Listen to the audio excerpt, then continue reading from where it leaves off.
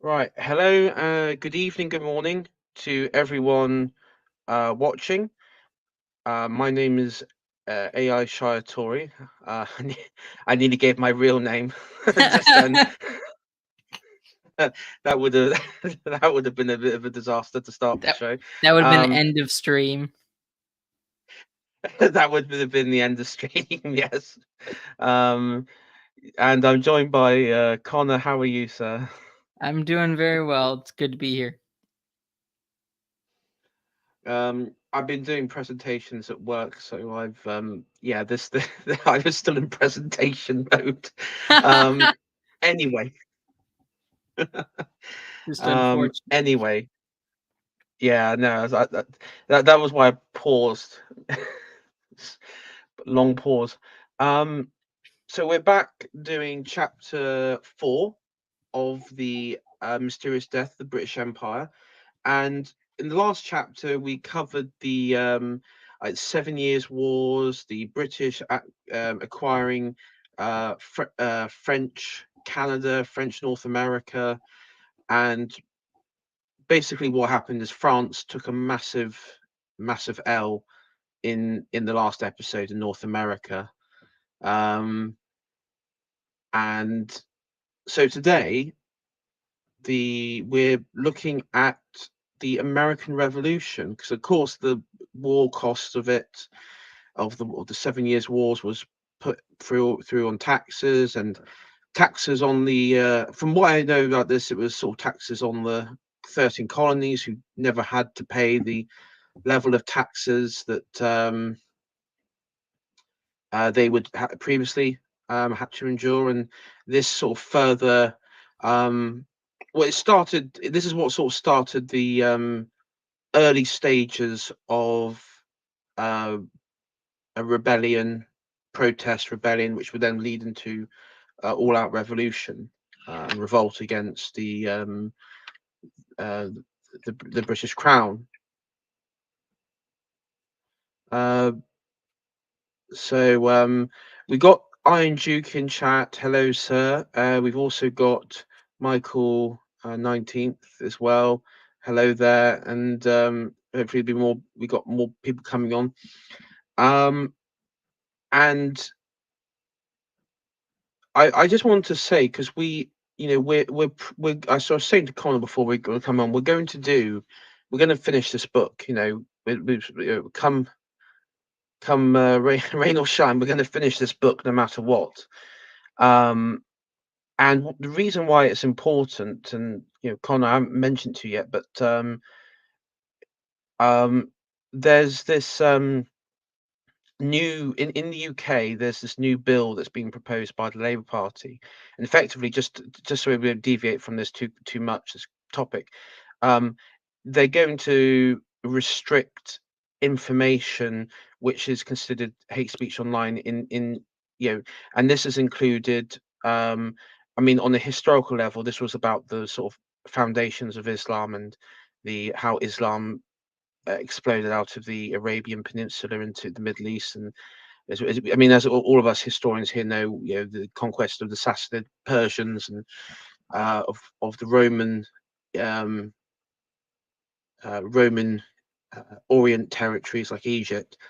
Um, and there's now, a proposed bill to basically literally censor and abolish teaching of a bit of history. And so I have no doubt, because we're dealing with colonialism and imperialism, particularly British ones.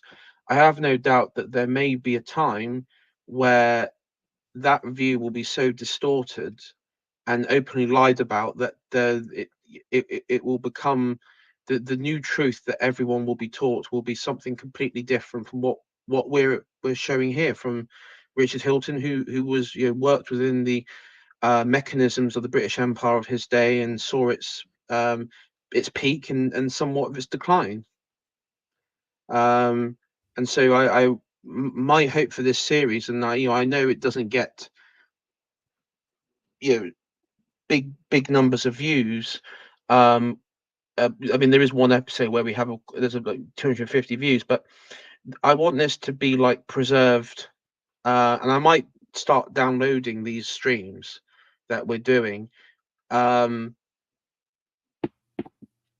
want this to be preserved, like like with the sort of like ancient, the ancient monks in the monasteries in like in Ireland or places in Europe, just keeping knowledge, storing knowledge, because this is sort of like the last frontier in some ways. What we're doing here, there's nothing. This is the last line of defense, Connor. Yes, we'll do the job of the monks. Yeah, we're doing the job of the monks here, and hopefully, as I say, I'm actually going to start downloading these streams, because I don't trust, because of course on YouTube it could be in theory deleted, removed, or taken down. So You should yeah, put them up on I'll Rumble. be Rumble. Yeah, you got D Live as well. There's other, there's Odyssey. I have got Odyssey account, so in theory that could go up there. But yeah, just I to people, I know we do it like once every other week, because um like timing for both of us, like next week I'm not really available, and um so a lot of it is just timing, and also me and Connor have the different time zones as well, so we have to do it at sort of time where we're both not going to be too heavily sleep deprived, or interfere with our days. um and of course Connor has his own channel. You have your own channel as well, to and your own content as well, so this is something, but I mean, we jokingly said, what was it? It'd be another 2 years until we get to the end, end of the book. So by then, I might be in the Labour Party gulag, and you might be in the Democrat Party gulag camp. So we may not get to finish this work, but Let's hope it doesn't move that quickly. yeah, hopefully not. Anyway, be that as it said, we're starting on chapter 4, and it's the chapter 4, American Independent 17. So just to give people an idea, this is the book. This chapter is covering from 1763 to 1783, and Connor, being our American here, we'll be reading this passage, and say like before, we'll maybe we'll let Connor go. So Connor, you'll read through it, and we'll stop. Maybe we'll do what we do is, if you stop at the end of a page, and then we can sort of do a bit of reflecting on that passage, sort Yep. of something like that. Okay. Sounds Yeah. good. It'll be me Cool. apologize. I'll start with apologizing for for everything the American rebels did. Anyways, so I'll start. That's okay. Yeah. Cool.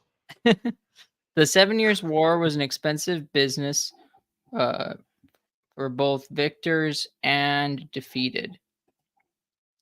The days had passed when any merchant ship could serve in the line of battle merely by having a few guns mounted in her. Battleships were now specialized craft of little or no use in trade. Similarly, on land, the ever growing complications of infantry movements on the battlefield made it necessary to maintain standing armies of highly skilled musketeers instead of the raw peasant levies of earlier wars. Great Britain, in particular, after her extensive hirings of German mercenaries and her lavish financial aid to the Continental Allies, began to feel the pinch very quickly. For her, fighting did not cease on signature of the Peace of Paris. Wolfe's great victory at Quebec had presented her, it is true, with a vast extension of territory in Canada and the Middle East, but with this new territory came new problems and responsibilities.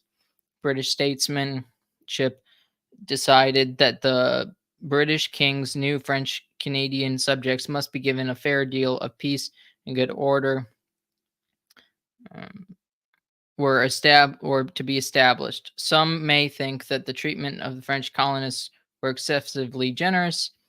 It was certainly unusual for those times. French settlers were left in possession of their lands, and French laws were retained, except in a few instances where the settlers definitely requested substitution of British law, as for example, trial by jury.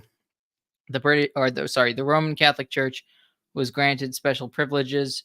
Its property and right to levy tithes and other dues from its believers were fully confirmed. The French language continued to be taught in schools and was recognized as one of the official languages together with English. French customs in their entirety were protected to such an extent that after the French Revolution, many aspects of French Canadian life remained more traditionally French than those of the mother country.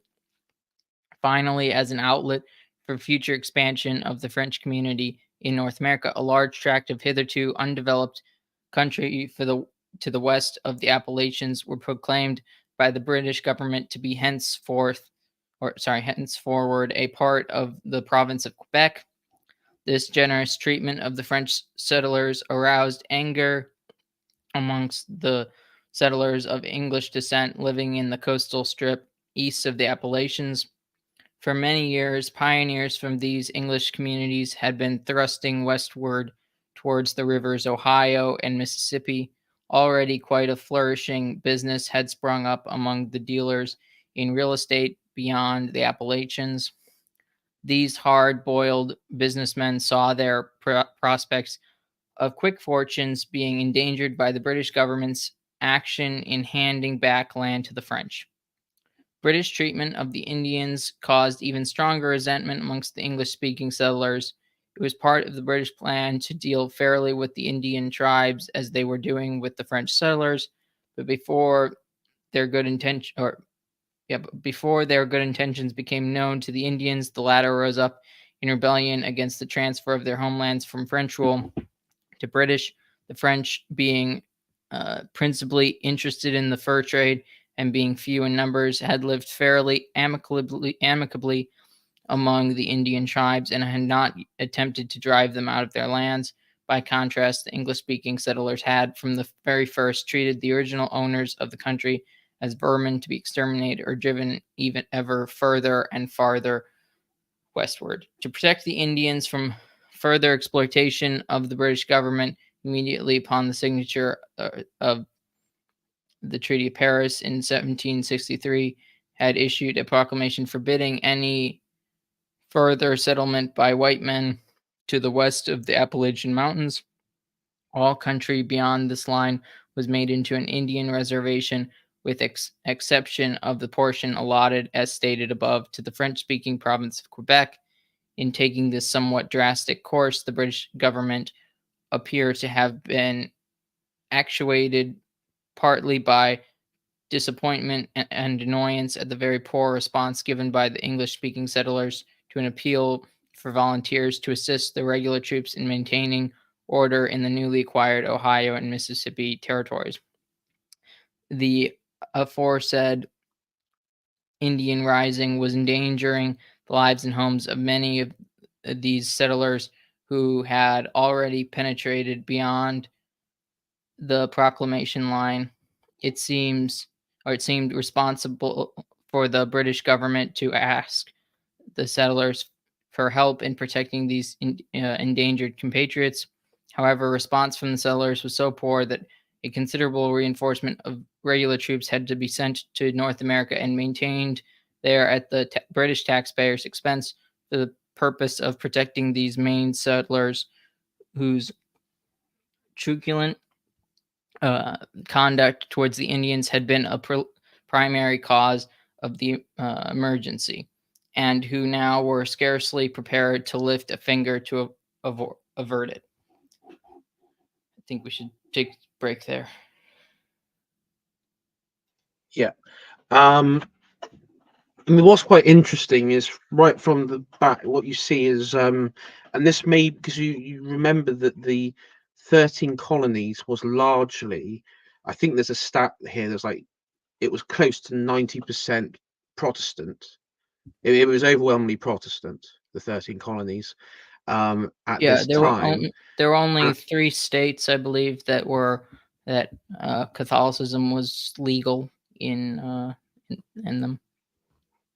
yeah, what was it Maryland?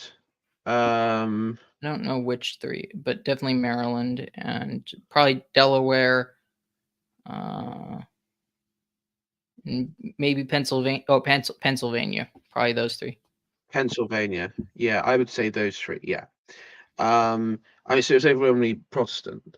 Um, and what you have is you have a very sparsely populated French-speaking population who are, I mean, who were overwhelmingly Catholic. They're probably all Catholic, really. Um, and what you see is their the mother country, the government, um, giving extraordinary preferential treatment, so it wouldn't cause um, civil disobedience in the newly acquired territories, French territories, in Canada. And so that and of course the big one that we mentioned there was um, the Proclamation Treaty, where white settlers were prevented and forbidden from setting up outposts and settlements west of the Appalachian Mountains, which were, yeah, I guess, what is today modern Ohio, Indiana, Illinois, that sort of region, um, because that was all Indian territories. Yes. Also, it is important to note that part of the Treaty of Paris was this promise to for the king to treat the French Canadians as his own subjects, and part of that Mm, agreement was, some of those freedoms that were expressed. It's interesting that uh, Sir Richard Hilton, or General Richard Hilton, sorry, expresses as the British government. And it's interesting because, I mean, I would have thought, you'd still think of the British government basically as the king, or but the British government as a whole, I don't know. What do you think about the fact that he refers to it as just the British government? um, yeah, I mean, he's probably talking about uh, the policy, the actual political, the governmental policy, the government of the day policy towards Canada, towards the um, French-speaking population on the whole, um, and I think the reason why he sort of refers to it is probably because there was a lot of diplomacy done. So, for instance, one thing they would have had to have, maybe not negotiate, but to be in dialogue with would have been the Catholic Church. And even at this time, Catholics, so what we're talking about, what, 17, uh, we'll do 1760s, right? At this time in Britain, um, Catholics weren't emancipated. And as you said, in some of the colonies, Catholicism was banned. So there would have had to have been this um, dialogue, with the Catholic Church. And also, there's the added problem is if you are in negotiations with the Catholic Church, from the British perspective on this, then it also opens up the can of worms of Ireland and other, other places and other territories in Scotland and everything, where, of course, you've had Jacobite rebellion. So, in some ways, this is actually quite a delicate form of negotiation. I would have imagined anyway. This would have been quite a delicate thing for the British government to undertake, because it's easier conquering, but it's about holding the territory now. And Well, probably they why they wanted. they would have had to probably remove them if they were to do any other kind of policy, just as they removed the Arcadians, I think, Yeah, uh, Arcadians. That's right. Yeah, to either, I can't remember where either, I can't remember one place, but I think they also went to New Orleans, to Louisiana. they did. Yeah, they went to what's the what do they call it down in Louisiana? The bayou, The, the swampy bits. yeah, There's that swamp. There's swamplands. I mean, Cajuns. They're Cajuns. That's what they're called instead Yeah, of yeah, yes. Arcadians. They're Cajuns, I think. But I can't. Yeah, that's right, Cajuns. They said that I remember reading about that. See, if some Cajuns are descendants from those that from Arcadia, Newfoundland as well. Mhm.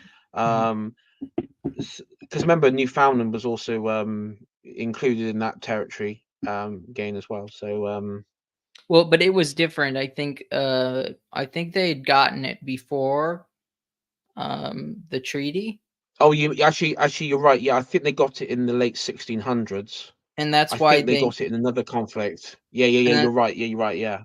and that's why the policy is so different. They instead of and even George the Third was very was originally very open to the idea of Catholic emancipation. Yeah. Also, I mean, just looking at it, I know I said, Montreal and Quebec territories here was sparsely populated. I mean, comparing it to Arcadia, I mean, Arcadia is the French, and or Nova Scotia. That was very sparsely populated, so it probably was easy for the mass deportation because it was very sparsely populated. But in Quebec, I mean, you had a city, you had like a sizable population that it wasn't feasible or possible or even desirable to to deport that. And also there's the problem that you got is as I mentioned earlier is um you could have had a rebellion, you could have had some sort of rebellion amongst the French there. But one thing that will be interesting as we get into it, because I'll let you continue in a sec, that what will be quite interesting is how the French speaking population, because I think what we might discover is how the Canadian identity, and so this will be like your Anglo Canadians and French Canadians and maybe even the Indian Canadians, how they form this identity which was separate um, from the Americans. In Yeah. particular, that when the Revolutionary Wars break out, the I guess one would have thought that Quebec and Montreal at least would have been the hotbed, would have been really on board for, and of course Washington. I believe Washington actually invaded, sent troops into, was active because they sort of viewed Quebec part of the originally was part of the you know part of their idea of gain. Yet that had to be abandoned, and it's because um, I mean, I think the reason was is because a lot of Quebecans, the French Quebecans, were aware that this was like there was a lot of radical Protestantism in the 13 colonies, and I think that probably would have. I don't say it was the only reason, but I think it was a predominant reason why they didn't. Um, uh, they weren't, as radical and revolutionary in spirit than other colonists. Also, I would just clear that Washington didn't send anybody to invade, but yes, there was an American attack on um, Quebec, and I assume once we get into that, we can. I assume he'll bring it up, so we'll be able to Yeah, talk yeah. more about that. We'll continue. Okay. For there could be no doubt that the sudden outburst of Indian hostility had been brought about by by their transfer from French to British rule. The French had succeeded in living on friendly terms with the Indians, except for the Iroquois, whereas the only form of British rule which the Indians had hitherto experienced had been the exterminatory policy of the English-speaking settlers. It was at this point that the ugly question of taxation arose. That question of taxation without representation, which is almost universally quoted as being the chief cause of the rebellion among the colonists.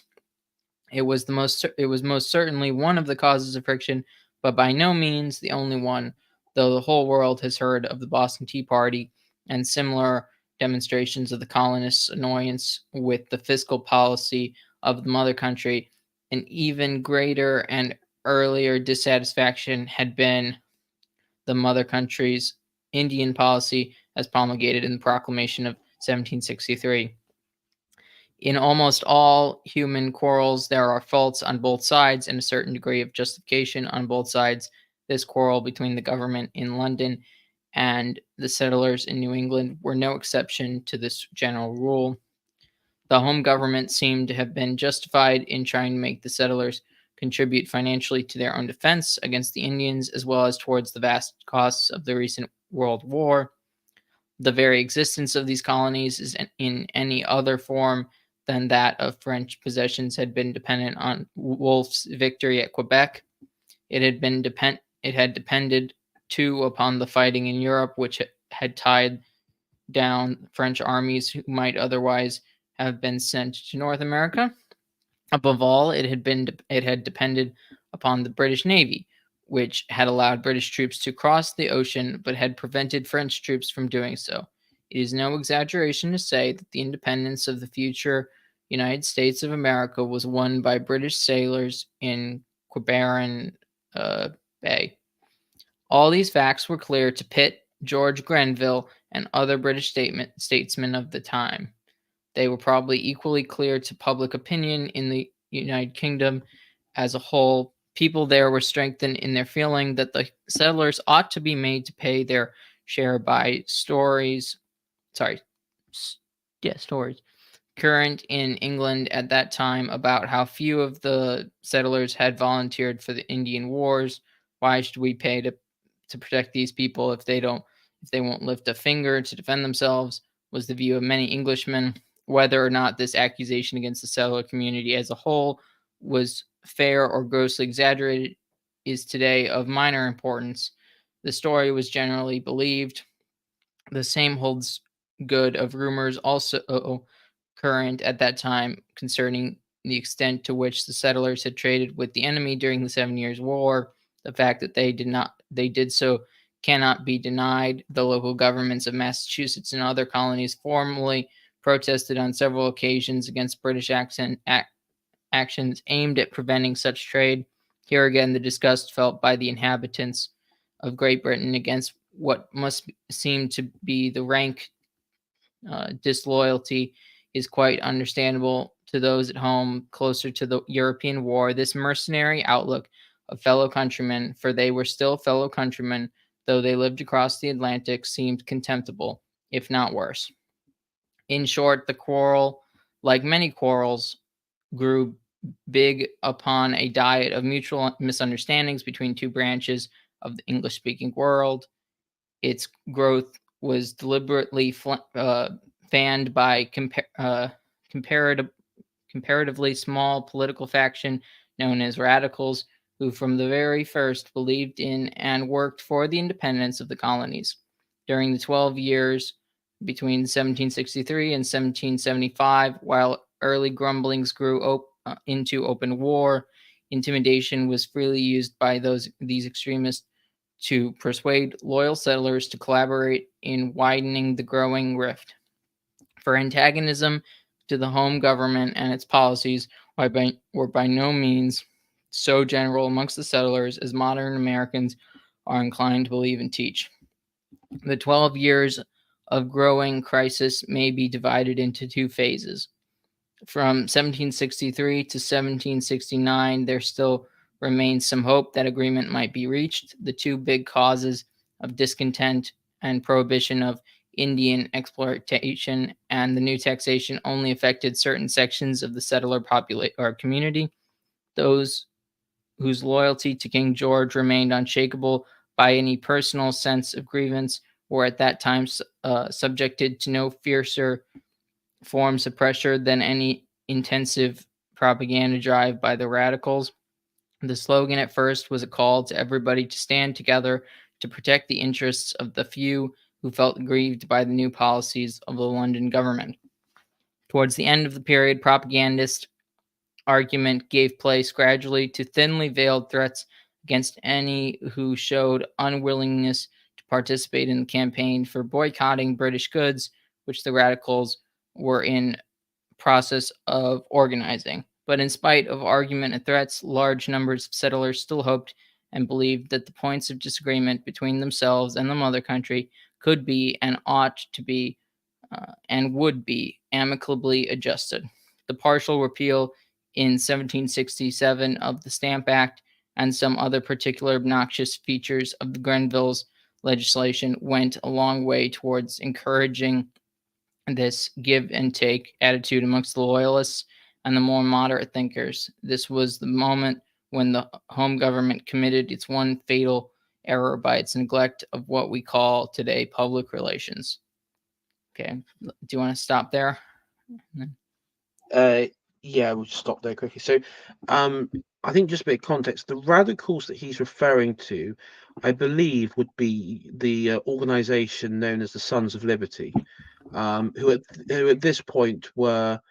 I mean, you do also had other movements, but at this point, they were the ones that would be very active in, Philadelphia, more urban centers, Philadelphia, Boston, active in Massachusetts and New York, they would be active in urban areas, um, and and these would be the places which were, I guess, most affected financially by what was going on with the various fiscal policies enacted by Grenville's government, and um, you also have the uh, just what we were going from there. You also have the just want to go back over a passage there. Hold on a sec. Uh,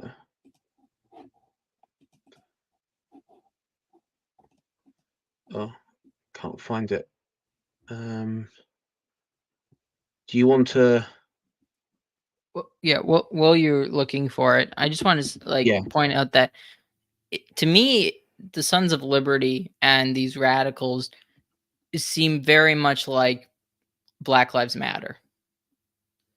Like I mean, they have different grievances. Obviously, they're sort of separated in lots of ways, but it really does seem like these people are very much uh out for the sort of the good of the few. They're out for themselves basically. And that's what a lot of the Sons of Liberty were. They were there for these they were helping these sort of rich colonists who didn't want to pay the taxes or were basically funneling goods, more or less, you know, selling cheaper tea or something like that. Like I believe John Hancock was a big uh, Mm, name of doing that.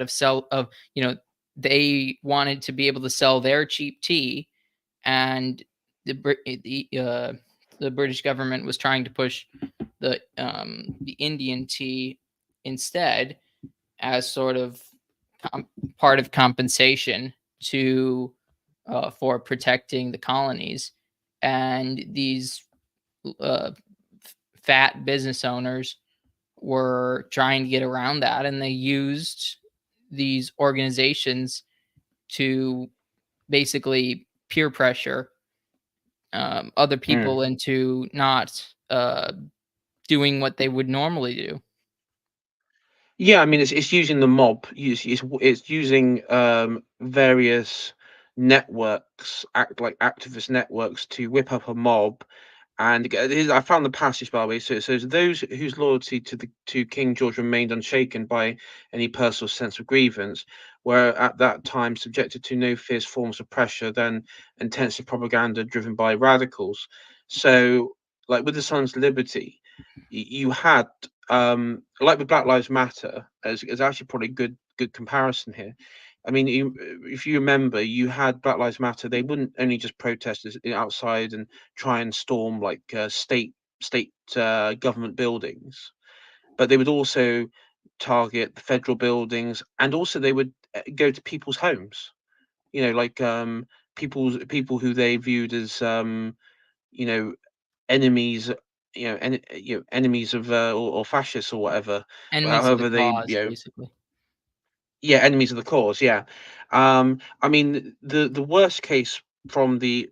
I mean, this is getting on a bit now, but from where we're on, but in the American Revolution, I think there was a handful of like Tory um, government workers were basically rounded up in the street by the mob and hung.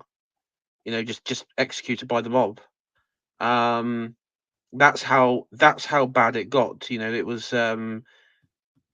which I think there was one point in 2020 that got quite close in some American cities. There was people being like I remember there was one chap who was cornered and he was like beaten to a pulp by a mob outside a restaurant because somebody said he was um, a, a, a Trump supporter or something.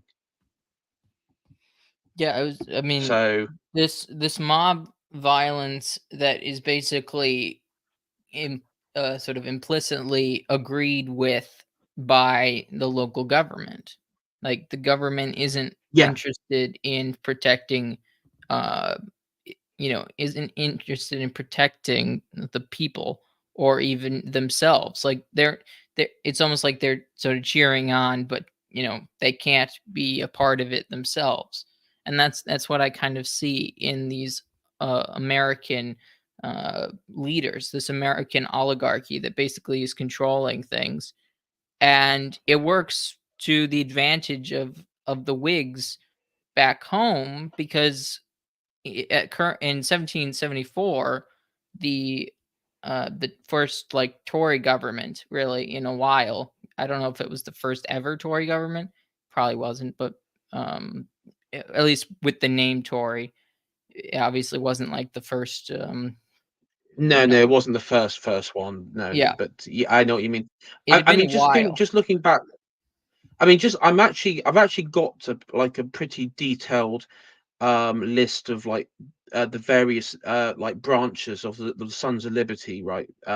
So like in Boston, for example, that Boston was like Boston, New York were like the two main hubs, right? Particularly Boston, because it all sort of started at Boston. Samuel Adams, of course, cousin of John Adams, was uh, you know. I mean, he founded the Sons of Liberty, so and you got like this John Hancock, who was a merchant, and you had it was basically like a coalition of doctors, merchants, uh, journalists, political writers who came together to um, you know uh, organize this. I mean, there's Hayams Solomon, who I don't need to do an early life check to to tell you his background, but you get my point though. That there was this the people who were organizing it, because I know that they'll say, "Oh, it was the people, it was the American people." And not really. No, it was an organized group of merchants who had their own interests as well, and were also, they had, as we see, they have family members who were um, related and involved with the colonial government. So this really was, um, as you said, this appears to be very much orchestrated, somewhat from behind the scenes, by certain colonial administrations, particularly in Massachusetts, in New York. Um, I mean, Andrew just said, top down elites, because this is the interesting thing, Connor. Sons of Liberty. Do you know where there's a handful of places, because they did have a presence in Virginia, in the Carolinas, and in Maryland, but places like and in Rhode Island, but like in New Jersey, for example, there wasn't any sizable presence there, and in fact, New Jersey was known during the Revolution War as the hotbed Toryism, as it's been described, which basically means that it was a hotbed of loyalism. Yeah, which actually, General William Howe, who was a Whig general, um, when he was in New Jersey, he allowed his troops to basically plunder New Jersey. And it didn't matter. Oh, It didn't matter if they were loyalists, yeah. I which mean, yeah. I There see as was, self sabotage. yeah. I mean, the funny thing is, Cornwallis is seen as like the incompetent general. In reality, it wasn't. It was Howe. Howe Well, was bad. with But Cornwallis, it yeah, was Clinton, not I think. Wasn't it Clinton at that point? I think at not. yeah. Cornwallis was later on, but Well, no, I'm saying along um, when Cornwallis was trying to get support, it was from Henry Clinton, not William Howe. Henry Clinton was in charge overall, and yeah, uh, that's right. Yeah, he wouldn't he just sat on his butt and did absolutely nothing to support Cornwallis, from my understanding. yeah. Um, yeah, because the idea was, well, there isn't much in the way of rebellion in this, because the thing, there was all the action was more focused in northern portions of the 13 colonies. So the idea was, well, Virginia, Georgia, the South, the Carolinas aren't considered, you know, uh, uh, important. Or not important, but not a priority of, that we need to be concerned at this moment in time. Because you have to, because New York was being, you had I mean, you had New York, which was what, it went from being rebel to British. It was destroyed in the process. I think um Philadelphia went between the from American to British and back to American as well. So there was definitely like changing territory. I mean, but during that time, New Jersey was the key, largely because of its loyalty, and as you said, there was mess ups, and I mean, also you have the Hessen, the Hanoverian troops as well that were brought in, Yeah, the Hessens as well, and it's which are, just like any war involving Germans, the English speaking world knows how to make them out to be barbarians. yeah, they are made out to be villains. Don't The you think funny that's thing is, though, the one, sorry, go sorry. ahead. Yeah, one of the interesting things though is the legacy of the in America, which is, I don't know, maybe because I'm not an American, so I might not know how they're perceived fully, but Rogers Rangers, um, the infamous Tory militia that was operating, I think out of New Jersey, and I think in the uh, sort of lower New York state. I mean, they were quite effective in uh, like I wouldn't say, I guess you would describe it like guerrilla warfare, counter guerrilla warfare, in targeting the Patriot side. How how are they viewed in America? I mean, out of interest, are they viewed as like a villainous band, or are they, do they have a bit of mythical interest about them? I think they're not viewed at all, They're not actually. viewed. They're just totally memory holds. Like they don't exist in most concepts of the American Revolution. That that's really fascinating, because in some ways, because I know the Hessen troops are, they're always sort of have a major sort of, in any sort of literature or writings about this, they're all, their names always brought up. But in many ways, Roger's Rangers were far more brutal and far more effective in their efforts during during the whole revolutionary period. I mean, they were. Um, I mean, Roger himself. I think what was it? He was shot several times. I think um, he was stabbed. I mean, he had ridiculous numbers of injuries. Shouldn't have survived it really, any of it. But yeah. Yeah, I just, well, from what I can remember from like sort of history class and like stuff like that, and even like documentaries, is that the most prominent loyalists, or loyalists, first of all, were never named. Like, you don't ever know who the loyalists are, except for maybe Lord Dunmore, the governor of Virginia. Like, the Southern loyalists are the ones that are the only ones that are talked about. Only the Southern loyalists, yeah. And I wonder if that's Um, just I think that might be part of the mythology of the South being kind of evil in a sense. I mean, what? Linking it with the Civil Yes, War, with the American Civil War. It's easier. which is daft because which is daft because also another sort of hotbed of loyalism was in New England, in the sort of New England part. Well, I mean, New England was sort of 50-50 in some areas. There was like splits in, there was certain divisions, but like the one notable loyalist that I do remember reading about was uh William Stark. That was it. He was I think he was part of the Rogers Range as well. And he was from New Hampshire. Um, and he was part of uh, and he was well known because of his brother. They were both well known in New England and New York because they were known war heroes. They fought against the Indians as well, against like the Iroquois and the Paw. Was it the Shawnee, Pawnee, or whatever it was, and various native tribes. They've had a long career of so they were. I mean, that's why it's quite fascinating because they weren't like nobodies. They weren't just like some randos. They were known by the colonists at the time.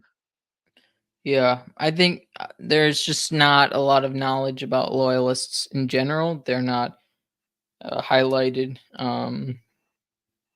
in most cases. Okay. Um,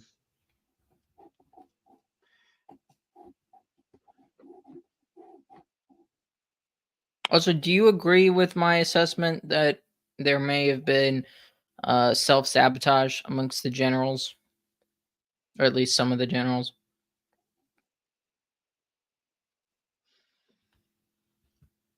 um,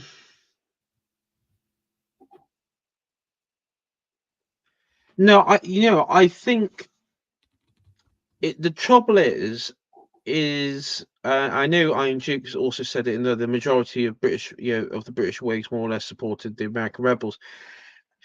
Um, and there were Whig generals who refused to serve against Americans. The trouble is that if given how strict, I mean, I know when you look at the armies, the British armies today and the American armies today, and you just see a bunch of weak, lily-livered, idiots. Um, but back then, any sense of deliberate sabotage, that they would have been executed no matter who. That was simple, and same on the American side. The any sort of aspects of treachery. Um, I do think, I think one of the problems that you had with the British generals, when they were dealing with the Revolutionary Wars, is they were treating it as a regional rebellion, like a provincial rebellion.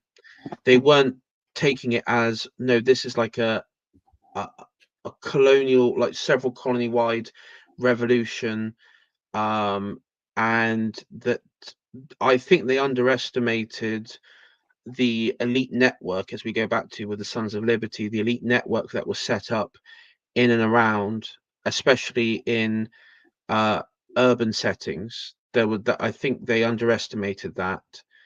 Um, and they're right to do so, because if you actually look at the numbers of, I know I don't know how true this is, but I wanted to know before coming on here, what was the actual public opinion in the 13 colonies of the um um what was the public opinion of the 13 colonies when it came to being loyalists or patriots. And it does seem that during the Revolutionary War, at least, it was 40% loyalists, 40% patriot, and the rest were either, wouldn't answer or don't care, sort of thing.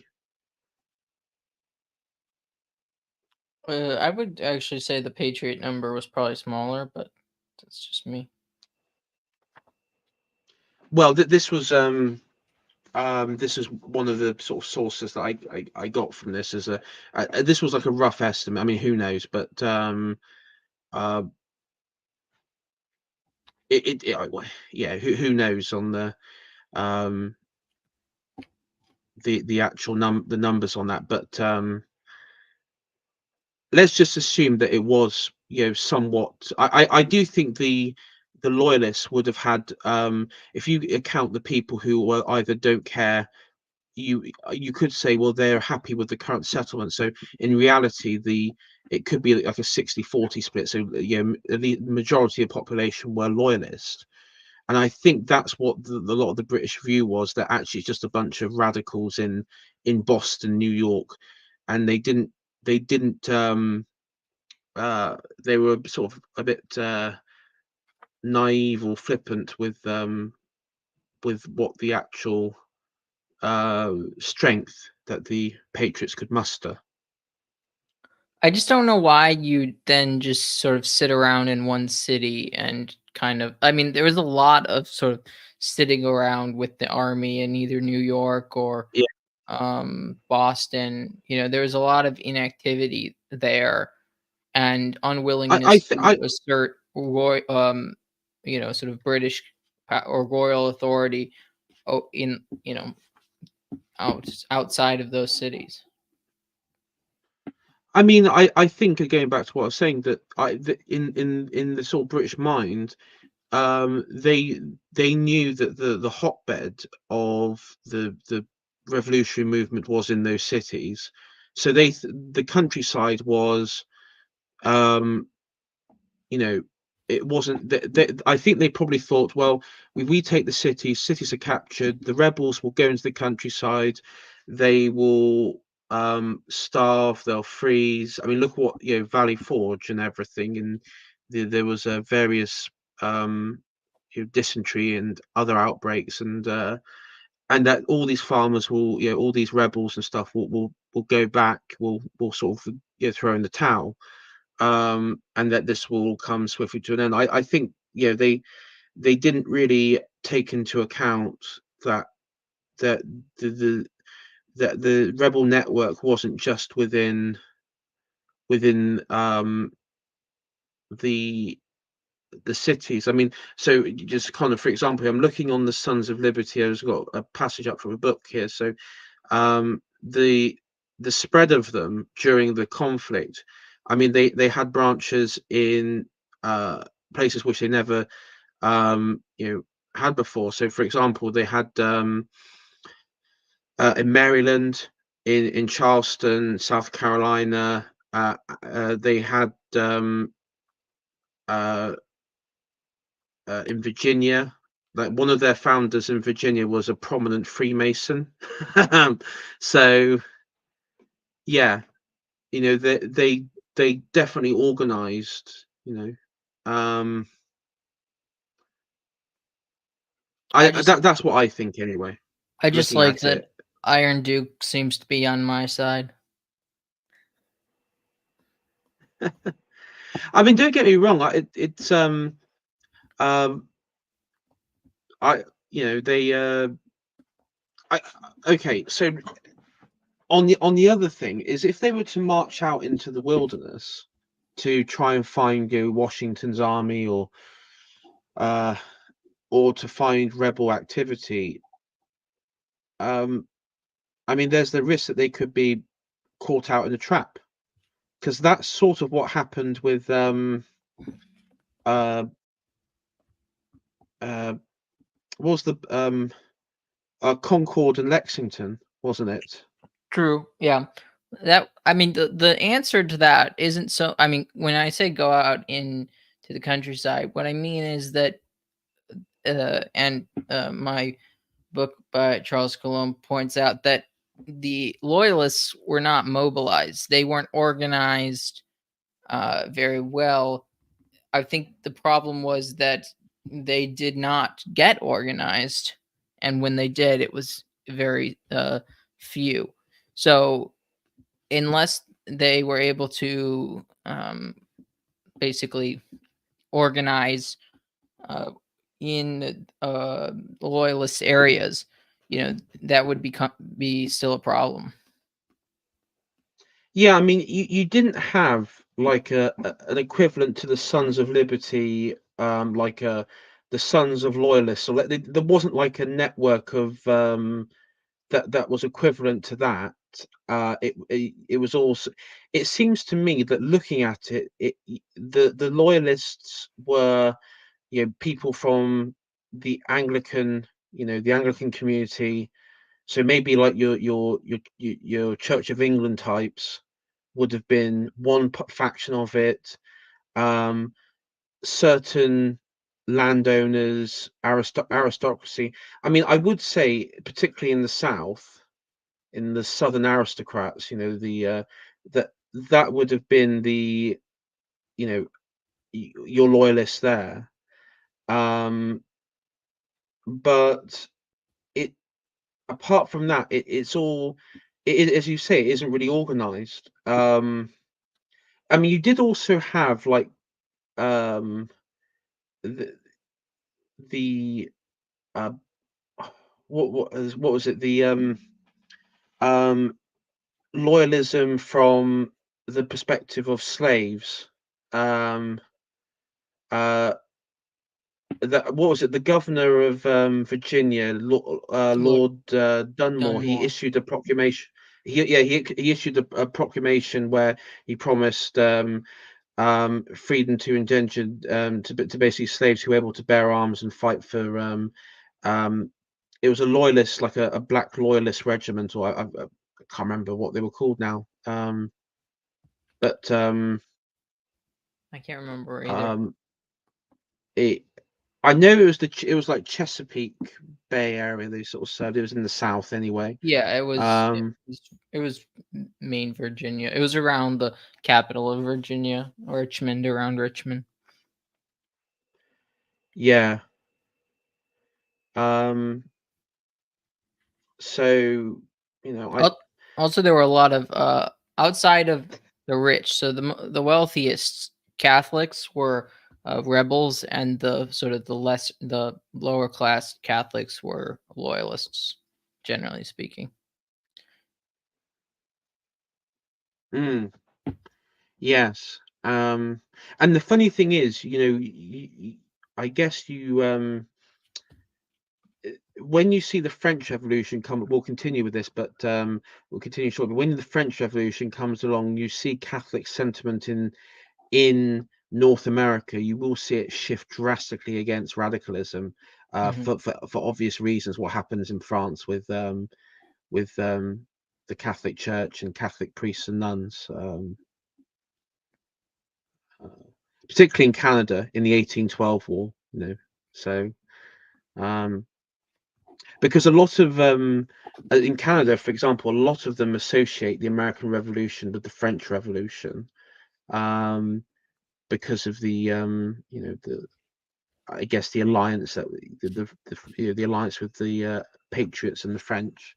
Well, the French Um, Canadians were very much loyalists. There was one of the a priest, an American priest, was went on a journey with Benjamin Franklin up to Canada to try and get French Canadian support, and he would eventually become the first bishop of Baltimore in once the United States became a country. But and Benjamin Franklin actually suggested him to be the Bishop of Baltimore uh, to the Pope. And the reason he did that is he said that for all the time I spent with him, we spent a lot of time together, but he never once mentioned God uh, in all of our travels. And also, when he visited to try and get French support or French Canadian support, the French Bishop of Canada excommunicated him. Oh. So he couldn't. So when he was ordained a bishop, he had to go to England to get ordained a Catholic bishop because he was excommunicated in French Canada. Hmm. Yeah. I mean, they were pretty horrified though with with what was going on in France. Yeah, but this was before. Um, This is even well before. The sort of the fidelity of the French Canadians after the generosity of the British government to them after the French and Indian Wars is quite remarkable. yeah, yeah, definitely. And also the Continental Army that was operating in Quebec during the Revolutionary Wars was led by none other than at the time he was Colonel Benedict Arnold, who would go on to be a great British hero. Uh, yeah. Of course, though, most Americans do know who Benedict Arnold is because I believe it's a by in America. They use it as like a byword for basically a traitor, like Judas or something like that. You know. I've never actually heard that used as a The byword for the anything, only but time I've heard it being used by this Ice Cube in the rap video, he calls like somebody his friend really, like Benedict Arnold, and I'm informed that that's basically like a he's calling him a traitor. I imagine that's what he means. But that's quite interesting. I've never actually heard that in any other context. I mean, obviously he's considered a traitor amongst Americans, but I've never heard that be such a prominent use. Yes. Shall Um, I continue yeah, let's continue. Let's continue. Otherwise, we're going to be here forever? whatever. Yeah, continue. What page are we on? Sorry, just to give me an Um, idea. I guess I've been doing 2 pages at a time. If Yeah, that's all right that's with all you. right. Yeah, no, Uh, keep on. Like, we'll get through it okay, nice and proper then. 40. The bottom of 41.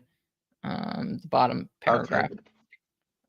There seems reason to believe that if only the London government had, at this stage, if not earlier, taken the settlers completely into its confidence, explaining fully its reasons for wishing to impose the new taxes, the comparatively small radical element might have failed to gain support for its secessionist plans.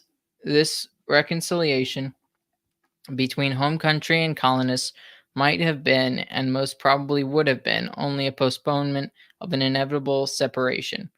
In the long run, the 13 colonies might have gone the way that other white dominions of the British Empire have followed in recent years. There would, however, have been one significant difference affecting the ultimate fate of the British Empire: the separation of the 13 transatlantic communities from the mother country could not have given birth, as it did, to a nation many of whom citizens inherited and have to this day persisted in an almost pathological antagonism to the British way of life and to everything British.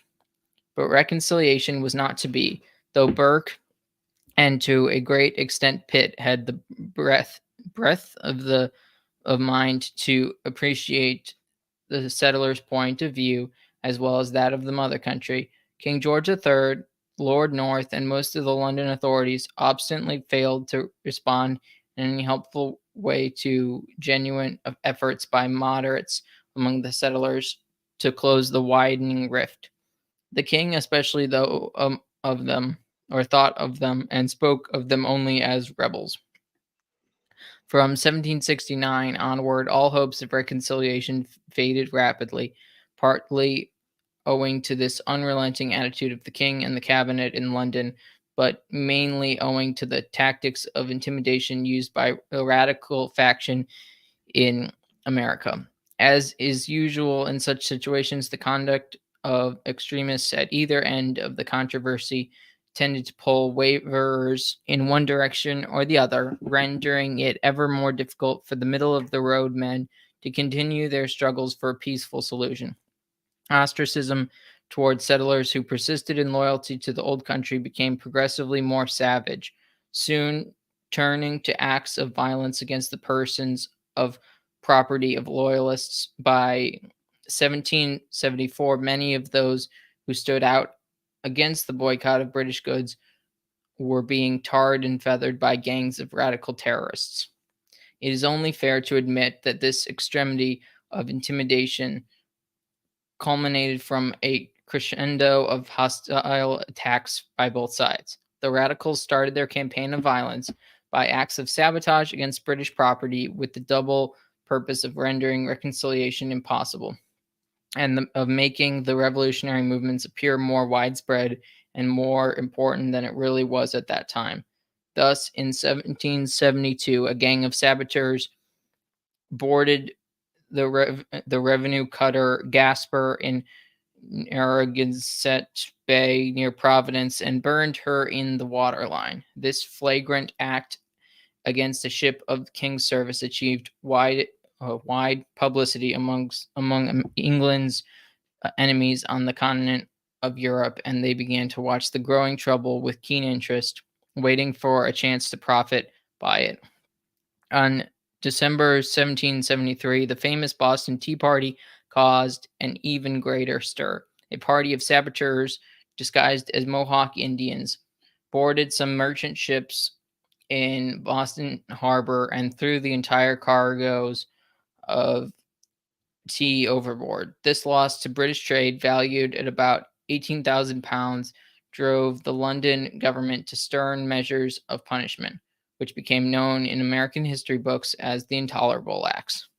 There is no doubt that some of these measures were unduly severe. One of them, the closure of Boston Harbor to all shipping for a long period, had in fact the very undesirable effect of creating among the 13 colonies a solidarity which had till then been lacking. The neighboring ports, both in Massachusetts and other coastal colonies, rallied to help the merchants and port authorities of Boston through the difficulties imposed by the closure of their harbor. The sense of unity thus created became a valuable source of strength in the coming rebellion. Indignation against the Intolerable Acts brought about a representative meeting of the 13 colonies known as the Continental Congress, important as being the first assembly of the future Congress of the United States. This assembly formed an association for enforcement of a boycott of British goods. By the beginning of 1775, this boycott had so severely damaged the interests of British merchants and ship owners that strong pressure was put by them upon the British government to bring the boycott to an end. By now, the situation of loyalist settlers was being made intolerable by intimidation and victimization of most vicious types. Apart from tarring and feathering by the way of personal intimidation, loyalists suffered financially through the issue of new paper money. This was one of the acts of the Continental Congress.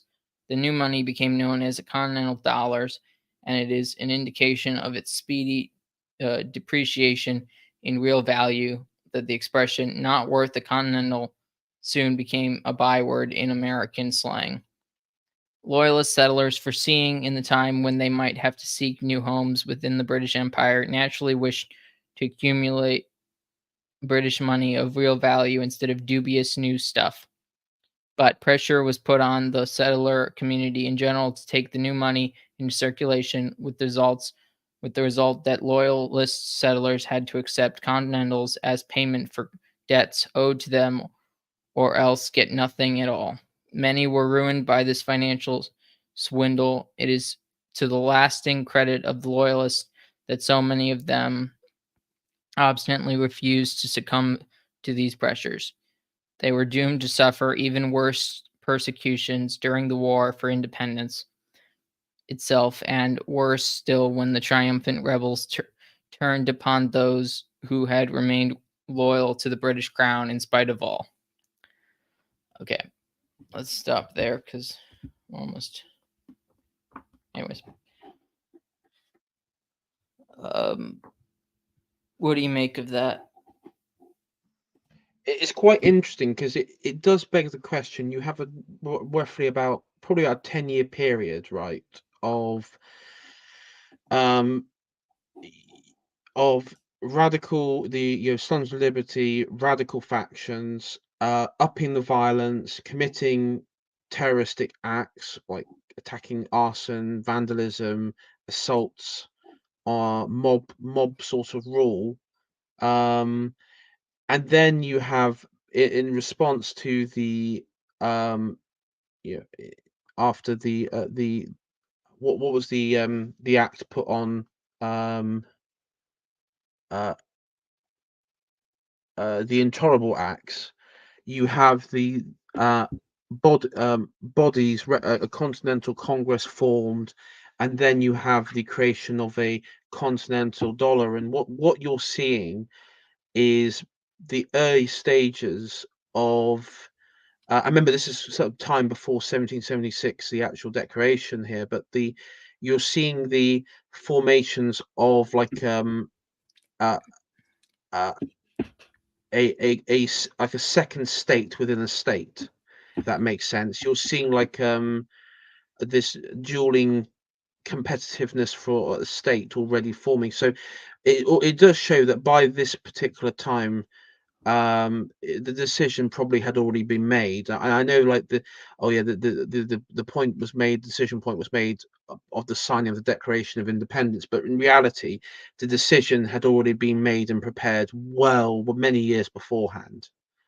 Um, Yeah, I don't agree with Hilton's point about like needing to work with the moderates type of thing. Like it seems like it would be impossible to really um, work with moderates at this time because the radicals were always going to be pushing the moderates out of any position of power. And yes. so I'm really confused about why he thinks that the moderates would have saved the day. And it seems to me that lack of unity around the king and Lord North is more the problem that led to the failure of the British government to squash it. Well, I think the hope was that they could, like you see this today, with uh,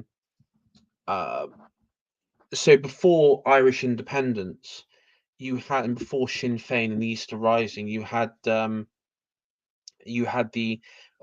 Irish the party that was represented the Irish party that represented most of Ireland in Parliament were an Irish nationalist party, but they weren't independents. They were for home rule.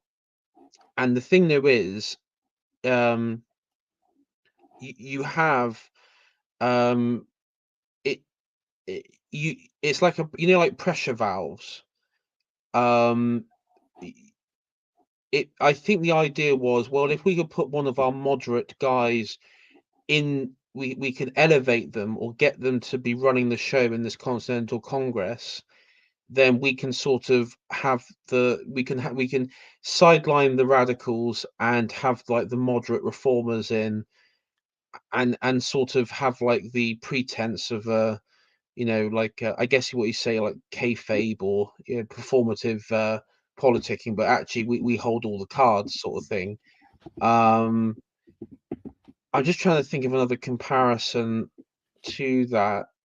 Um, It seems like to I me that guess it's just the fact that these moderate Whigs just looked at these other moderates and were like, they're like us, so they'll be like us. Like they'll they'll stay with us, um, which I think was kind of fanciful. Yeah, I mean, I would say though, going back to what I was saying, in the South in particular, you had people. You did have like the odd aristocrat and representative from the South who were, I guess, reformers. Like they knew that there needed to be reforms, but they were not fully committed to going independence. But even though that there, I guess later on maybe they were. I don't know what happened later on, but you did have like um, the trouble is you say moderates. Moderates usually side with the winning side in all scenarios throughout human history. They'll just go with whatever the side is winning at any given time. Um, but yeah, I mean, I think I think moderates the are more British. likely to go left, though.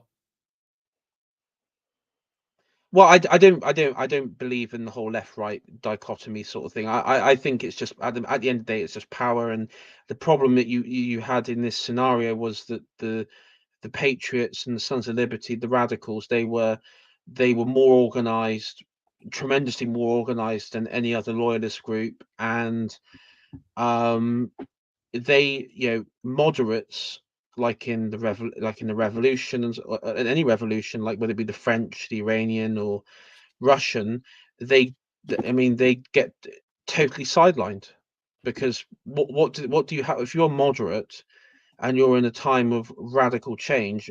I mean, and you're arguing for reform. I mean, what use is it? Nobody's interested. So what choice have you got? I mean, you don't have any. I mean, because you are tepid, you generally won't gain power either. No, no. And also the radicals, no doubt, if you were a moderate, by the time of the actual open hostility, you would just be accused of being a traitor by the patriot cause. Um, as we will probably go on and see that any attempts to open dialogue or reform or say, hey guys, like like you're some center right moronic politician, say, hey guys, I think we're going a bit extreme here. Like, it's like, dudes, there's a mob out there who have just like hung Tory tax collectors. I don't think they're open for discussion at this point. Yeah, true. I mean, that's sort of the point I guess you get to, Um, Well, it'd be interesting just to it would be interesting to see though how many moderates went to the patriot side or went to the loyalist side, because I think most moderates probably went to the patriot side, if I was to be guessing in that regard, because they probably would have been swept up with the you know if they were wanting reforms and everything, they probably would have been swept up with the whole movement anyway. well, and then there's also the people that probably didn't really choose a side, but by not choosing a side, they chose the victor side. Yes. Yeah. Well, I mean, as I stated at the beginning of the Revolutionary War, I mean, the Americans were you had the Battle of Bunker Hill, and that was a defeat. Um, and Washington was chased out to Valley Forge. So I guess like at that point, the things were looking on the up. But and there was that battle as well that was in Carolina. Of comp. Um, Was it Cambeth? What was it called?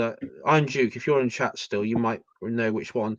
And I that can't. was like a defeat on by the British one that pretty decisive. The Oh one that yes. was in the Patriot, yeah, the Oh, I Patriot. don't. The beginning. Mm, I don't remember. All I know is Horatio Gates lost a battle to, I think it was Cornwallis. Um, That's right. Was it? I thought it was called Cambeth something, and I All I remember is Just trying to think now. I remember the American victory at Cowpens. Unfortunately, that's the one that's the one I remember in the South. And then there's Yorktown, but I can't remember. Let me see if I can find it.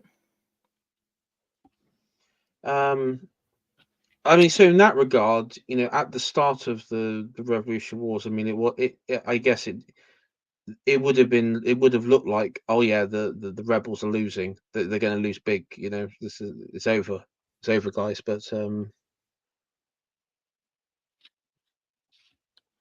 Let's see.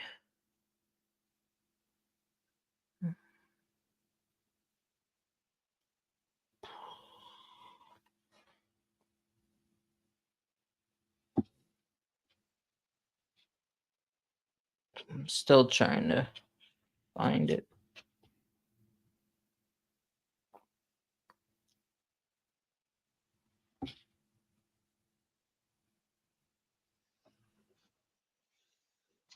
yeah, I don't know. I remember there was a We'll figure document. it out. I mean, I just reminded myself that there was like a documentary. It was an American documentary about Washington's. Well, it's called Washington Spies, but it was basically the Continental structure, the Continental spy network that was set up on the back of like various people with the Sons of Liberty network and other patriot movements. And the idea was that basically you could have there was a direct communications and spy network from all the way from New England down to Georgia, that can be utilized, What? and could get like messages and information in and out of British controlled, like say British controlled New York or Philadelphia or something like that.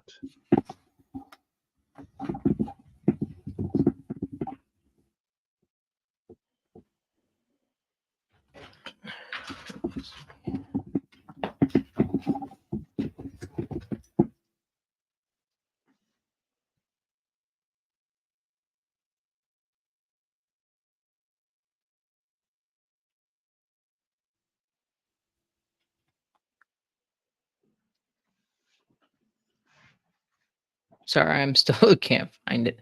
I know what. Oh, Hold on. Battle of Camden. That's it. Oh, is that what it is? Okay. And then there's also Guilford Courthouse, I think. Yeah. I mean, the Battle of Camden one. The reason why that was quite a sort of bad defeat by Gates was because they did outnumber Cornwallis like 2-1.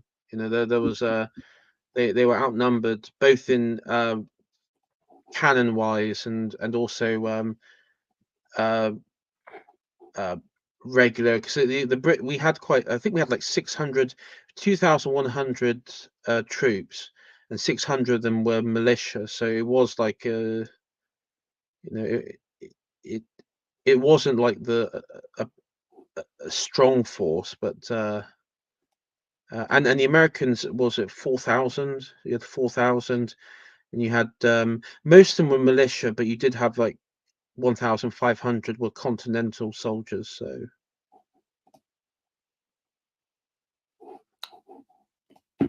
should we continue, or should I continue yeah, we'll reading? continue. Okay. Yeah, continue. Okay. Thousands of unfortunate had to abandon all they possessed other than easily portable property and exist as refugees around New York and other ports until they could be transported in British ships to territory still under the British rule. The great majority settled in New Brunswick, where they were welcomed and kindly treated. Fresh grants of land were made to them, and the British government did all that it could to obtain from the newly formed American government compensation for the loss of property of the Loyalists, and payment of debts owed to them by other settlers who had now become Americans. It is a sad fact that many of these debts were unscrupulously repudiated. But nothing seemed to have broken the spirit of those gallant exiles who called themselves with justifiably pride, the United Empire Loyalists, a title which King George III was graciously pleased to confirm as their right. To return now to the narrative of the growing rift, a partial repeal of the unpopular Stamp Act did little to calm the malcontents, perhaps because the act of appeasement was coupled with reiteration of the home government's claim that it still maintained its right to impose such taxation if it thought fit. By now, the unrest was arousing keen interest in France and Spain. Both countries had cause to regret the terms of the peace treaty of Paris, which had ended the 7 Years' War. France, in particular, under the able statesman of the Duc de Choiseul, had started preparing for a war of revenge against England amongst almost as soon as the Paris Treaty had been signed. Special attention was devoted to rebuilding the French Navy with the intention of challenging British naval supremacy as soon as possible. Consequently, when the opportunity came in 1778, the French possessed 84 line of battle ships, as compared with 40 possessed in 1763. By combining these 84 with 60 possessed by Spain, who was then, thanks to Choiseul's diplomacy and very close alliance with France, the two Bourbon monarchies had a material preponderance over the British Navy owing to the superior size and gunpowder of the French and Spanish ships over the British 150 ships of the line. France and Spain, however, did not wait till 1778 before taking advantage of the North American cause.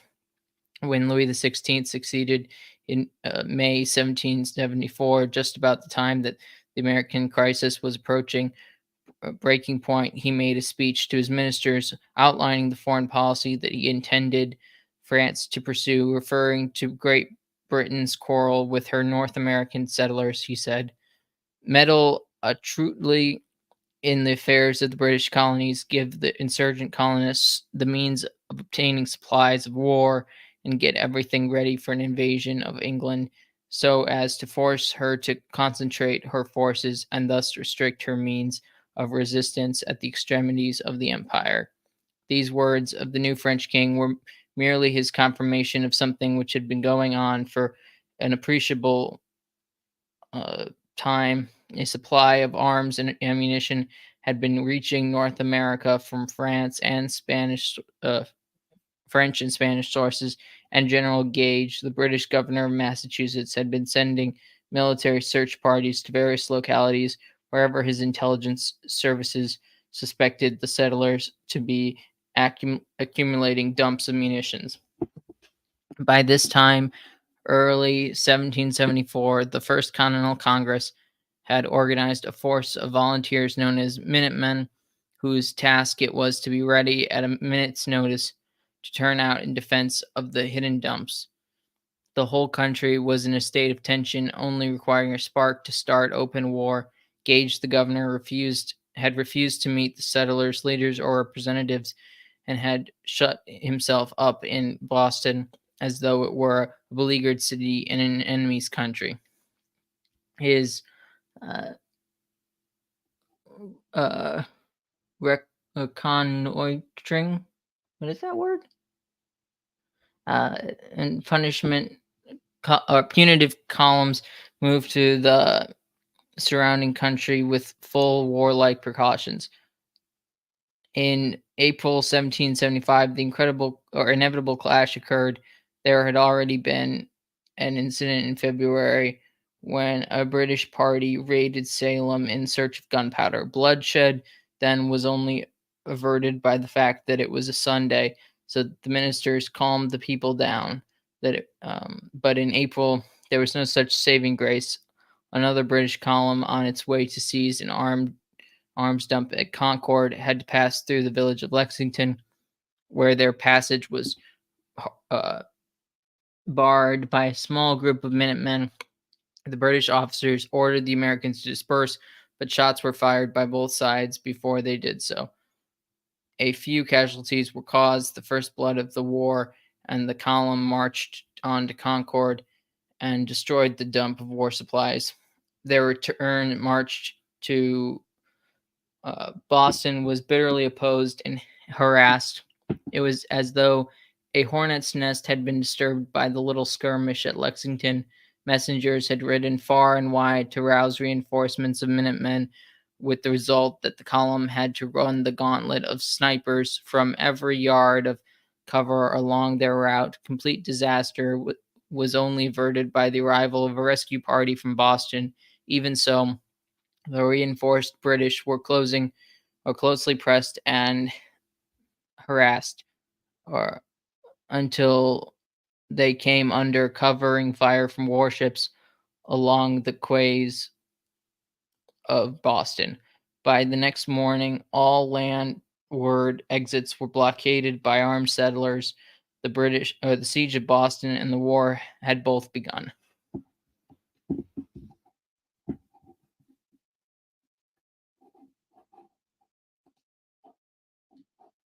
AI. Yeah. Hello. Yep. Yeah. So what I mean, yeah, as we were sort of getting into we've just had the sort of first spark, which is Concord and Lexington, um, and the next, we're sort of coming to Bunker Hill. Um, so what you're seeing is, that this from what I can get from this was I think conflict there was by the continental by the continental side that they all it was all predetermined that this was going to have to be a conflict. The fact he had like munition dumps and all that sort of stuff, and also the how early on the French involvement is, because we're sort of led to believe in mainstream historical texts that the French involvement didn't really come along to a bit later, and the French sort of saved American the revolution in somewhat, but in reality it was kind of orchestrated from the get go. But they were definitely planning it ahead of time, Yeah. at least, and they used this as an opportunity to test out their long uh, held work that they had done. Yeah, I mean, and also, as the two Bourbon monarchies, as being France and Spain, the they're what they get out of it is they want to um, obliterate the Royal Navy, which would then weaken Britain and have an invasion force. I mean, whether or not they would have wanted to invade Britain, who knows? But at least have the threat there that they Britain wouldn't be the North American hegemon, in the region and in Europe, because at this point, because of the size of the navy, Britain was quite undisputed in their strength, you know, over in the seas and stuff. So Well, it seems the British weren't as prepared for this. That's what made Hilton seems to be saying. no, again, I think they underestimated uh they definitely underestimated the sort of vanguard that was created against them by them, and also the Minutemen, the militia, um all completely you know, underprepared, and also the fact that they the situation created where on their retreat from Concord, they would be harassed and shot and along the way back to Boston. So they ended up allowing themselves to be encased within the city there. Probably would then go on to explain, which is ironic because again we know that um, their sort if they were to have like support or sympathies among the population, it would be in the rural sort of side, but because the presence of loyalism there to actually mobilize, and everything was just, you know, wasn't, well, as we know, just wasn't there. There was no organization there. The the radicals, mainly from urban settings, were able to, operate and penetrate even within, you know uh, rural frontier territory, um, and rural settings. So yeah, I mean, it does show how, well, it shows how they allowed the situation to get. I mean, what amazes me is, going back to creating a separate currency, creating a separate parliament, near enough, if we would be honest, separate parliament, separate government body. I mean, they should have really nipped that in the bud right back along, but they allowed it to continue and continue. And of course, I mean, we all know, with these radicals, if you give them an inch, they'll take a whole, 100 miles with them. And the British government there, I honestly thought that they probably thought that honestly think that they thought they could contain this long enough to so they can sort of contain it, snuff it out, the energy out of it, and continue as normal. But they were, they were outfoxed. Indeed, yes. Shall we Um, continue? Or yeah, we'll continue. And what would be quite interesting though is, it, when we look at, I'm actually interested to see the tactics that were employed by the British during the the first Boer War, when you had the creation of the separate republics in South Africa, because there is an element of similarity in that. I mean, not on the scale like that we see here, because there were significant differences involved, but how it was approached by Britain, because I don't think the British Empire later on would make the same mistake with other colonies. When you've had like rebellions or or uprisings, I don't think they made the same mistake like they did with America. But do you think the technology contributed, like sort of the state of technology contributed to the ineffectiveness of the British to regain control? oh yeah, I mean, like in India, for example, you had the railways. You had the railways in Africa. So I mean, yes, you had like easier mobilization. Um, you also had, um, again, I guess what was different is in India and Africa, you also had, instead of like the white population, which, or the in Africa, instead of the Boer population, you also had, and the Afrikaan population, you also had like um the various Africans there, and so they could be levied as, like, client groups for the British, which they did. They did it in the Zulu conflicts as well. Um, in the Zulu wars, you had you had Africans who were present at Battle of Isawana, and um, uh, against the Zulus. So you did have, there was, various things. And I think Michael just said in chat as well, like Dominion Act of Canada was also to prevent that. There was, any a lot of the Dominion Acts was to cut, to prevent any sort of radical elements from taking advantage of, um in sort of the white colonies, so including like Australia. Because I think in Canada you did have like Irish rebellions, and there was like a rebellion in Australia and stuff. So you did have like these short-lived rebellions, but it wasn't anything close to what we're seeing here in America. In America. Okay. Yeah. Shall I continue?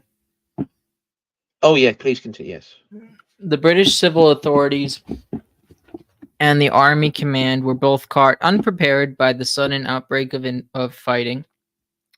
Were both sorry, though they certainly ought to have anticipated trouble of that kind at almost any moment. They were probably lulled into a sense of false security by the fact that although public opinion among the settlers made no secret at all of its determination to be freed from the domination by the Parliament in London, this same public opinion still manifested an unshakable loyalty to the king in person, a remarkable resemblance to the Anglo-Rhodesian situation of 1965 and 1966.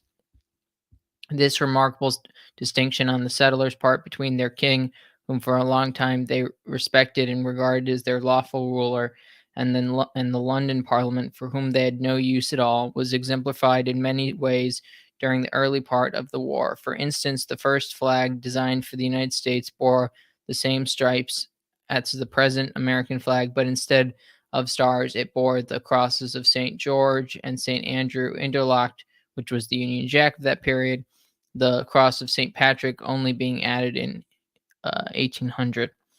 It was only after the Declaration of Independence in 1776, when George III had stubbornly refused to answer or even acknowledge a loyal and humble petition addressed to him by the North American subjects. It was only then that they abandoned the Union Jack altogether and no longer regarded themselves as the king's subjects. Thus, the first year of the American War of Independence, curious as it may seem, was a war against the London Parliament only, whose jurisdiction they refused to recognize, and not in the minds of the rebels themselves, a rebellion against the King's Majesty. It is hardly surprising, perhaps, that the British authorities in America, whether civil or military, were for a while perplexed as to what kind of a war they had to fight. Be the cause of their unpreparedness what it may, they were certainly caught at a disadvantage throughout the country. The immediate effect of Lexington and Concord was the general and partial spontaneous rush to arms of settlers all over the 13 colonies. Those within reach of Boston converged upon the town, thus besieging General Gage and his troops within a ring of hostile suburbs.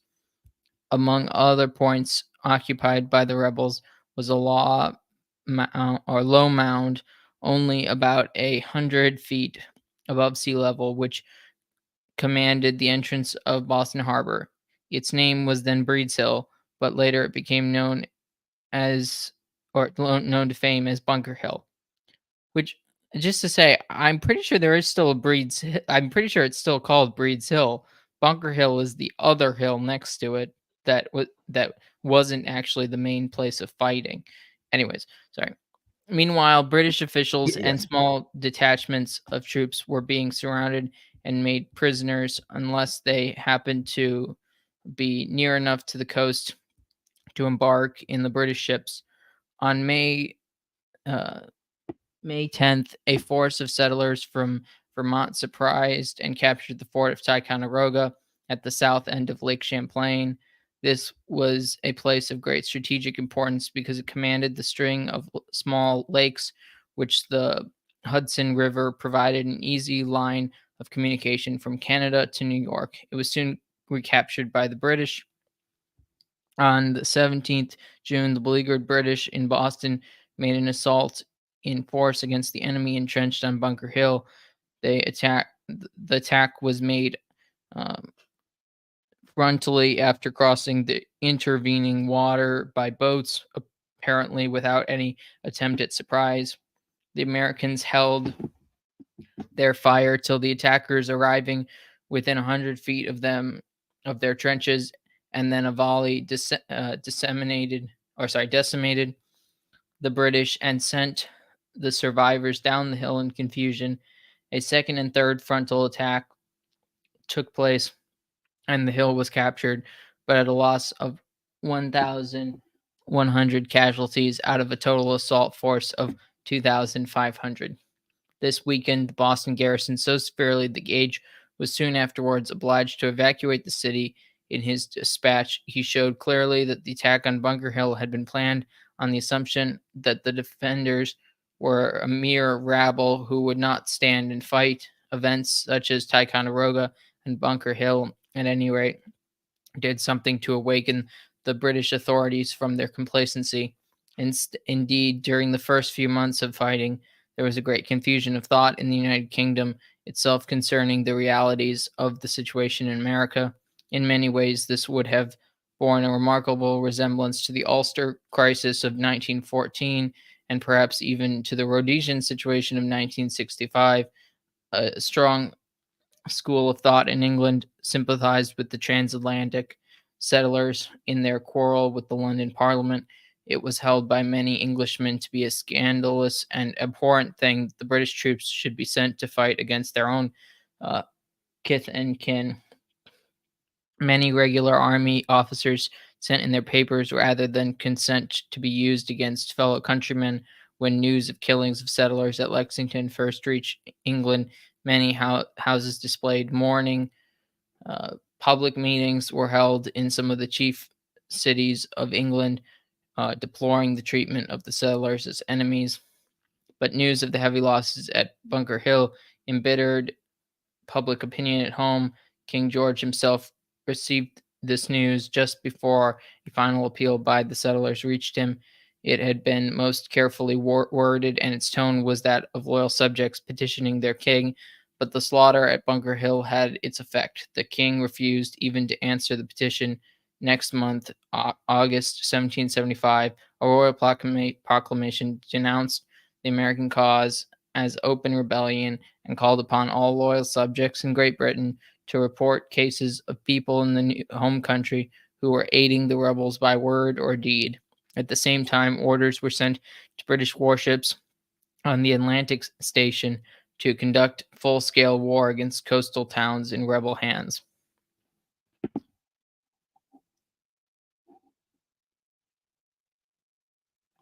Very interesting. What do you think, AI?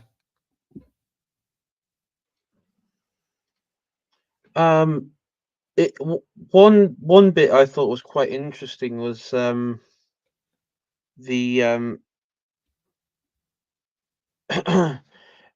I think what just sort of is quite interesting is at the start of the conflict, even and maybe this is like the limitation of the radicals, but even in the way they presented themselves, I mean, they were still using English iconography, like the British flag or St. George's flag. So even at this stage, earlier on in the conflict, there's still like it's not like there's a total cultural removal of an English identity for this, you know, a new American identity, which I think a lot of films and TV shows, around this sort of time frame, that sort of period, um, likes to present that there was like this total rejection of a British identity or English identity, and they're like, oh no, we're all this new American identity, and we got our founding documents and everything, and that really wasn't the case. All of that is just a retrospective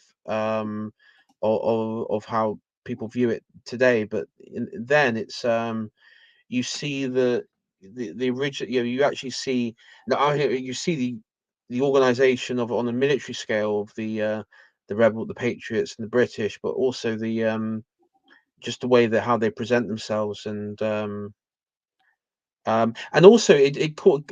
I think what Hilton just sort of says, what I've been saying is, I think that there was this the British were caught off guard because it wasn't that they were incorrect of thinking that they had a lot of popular support in the colonies, because they did. There was a lot of loyalist support. I mean, thinking in Georgia, for example, there was a lot of loyalist support down there because it was the British that was keeping the Cherokee. They kept the Cherokee at bay.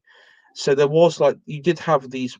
The support there was real, and the support in Massachusetts and places like that, that was real. But the thing though is, as we know, I if the disorganized majority will always be outflanked by an organized minority. I mean, go back to the French Revolution, for example. You had horrendous levels of anti-clerical oppression in the wake of the French Revolution and targeting of the Catholic Church. Yet, I mean, what was the percentage of the French population who were, uh, French, were Catholic, Roman Catholic, and I mean, it was what, 95%, Yeah, 90%. I mean, I very don't, large. uh, yeah, very large. The Protestant element was incredibly small at that time. So yeah, I mean, But you even see, the Protestant minority had many of them had powerful positions. yes, and even they were persecuted because of so it doesn't really matter the actual numbers. I think um in many ways one could argue that the British got caught up in like proto boomer conceptions of governance. And the Patriots were more Smithian pilled on on the way that how governments work, which is quite funny if you think about it in that context. But Well, it just goes to show you that even in America, democracy wasn't the thing, that brought about the American Revolution. I mean that is true though, because they, though the founding fathers, and you hear about it from a lot of like, you know um conservative types of America, they will always say America isn't a democracy, it's a republic. And the thing is, they are right in that assertion, because in a lot of those figures, founding fathers, I mean, their conception of America was to be a republic, and not a democracy in the sense that they would have understood a democracy to be. Because the problem with democracy is it's you can't you can't really run a country based off the uh, uh, of the system of a pure democracy, because it's impossible Well, at that time of it. they're right on a technicality, but they misread the spirit of the American Revolution, I think. Yeah, I mean, I would also say I mean, maybe we could look into this. I actually thought we might do a stream on this going forward, maybe sometime in the far distant future, if we're all still free and not locked up in a gulag somewhere. Um, it is actually looking about in America after the revolution, the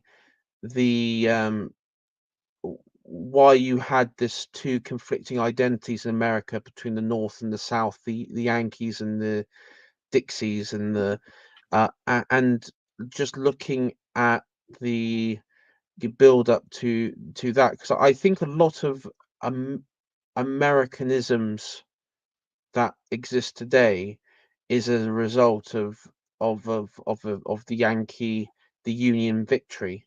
The outlook of the Union side on that conflict. The worst, the what the I mean, when I look at the Civil War, it does look like the bad guys won that one.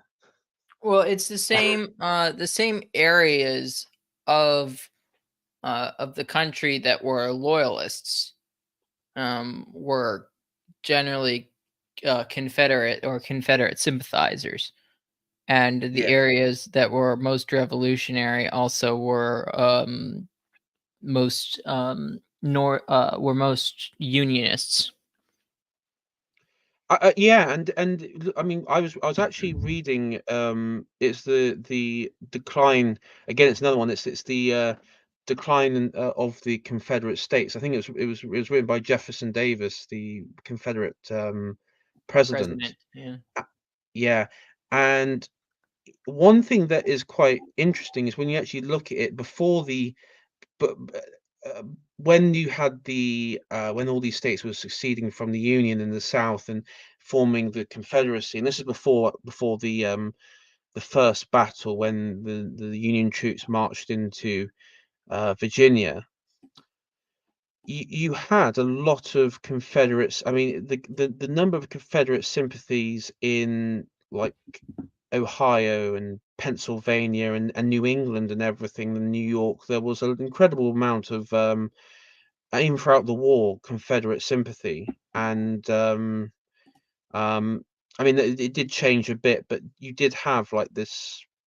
Um, it wasn't like again there was there's a lot of like TV shows and films. They make it look like, oh, all Northerners hate those wicked, evil, slave-owning Southerners, and the Southerners hate those, you know, business industrialists Northerners. I mean, that's just wasn't the case. It was, you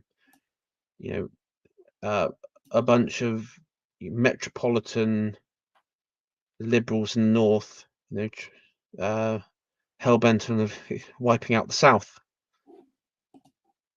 Well, let me finish this chapter and then we'll. Yes. Okay. It was Yeah. easy Continue. enough. Please continue. It was easy enough to intensify the naval war against the rebels because it could be conducted with relatively few fighting men, as compared with the manpower needs of land war. The crews of the king's ships, moreover, were out of touch with public opinion at home and unaffected by it. It was another matter to raise volunteers for the land war, while public opinion remained dubious as to the justice or morality of the king's war against his transatlantic subjects.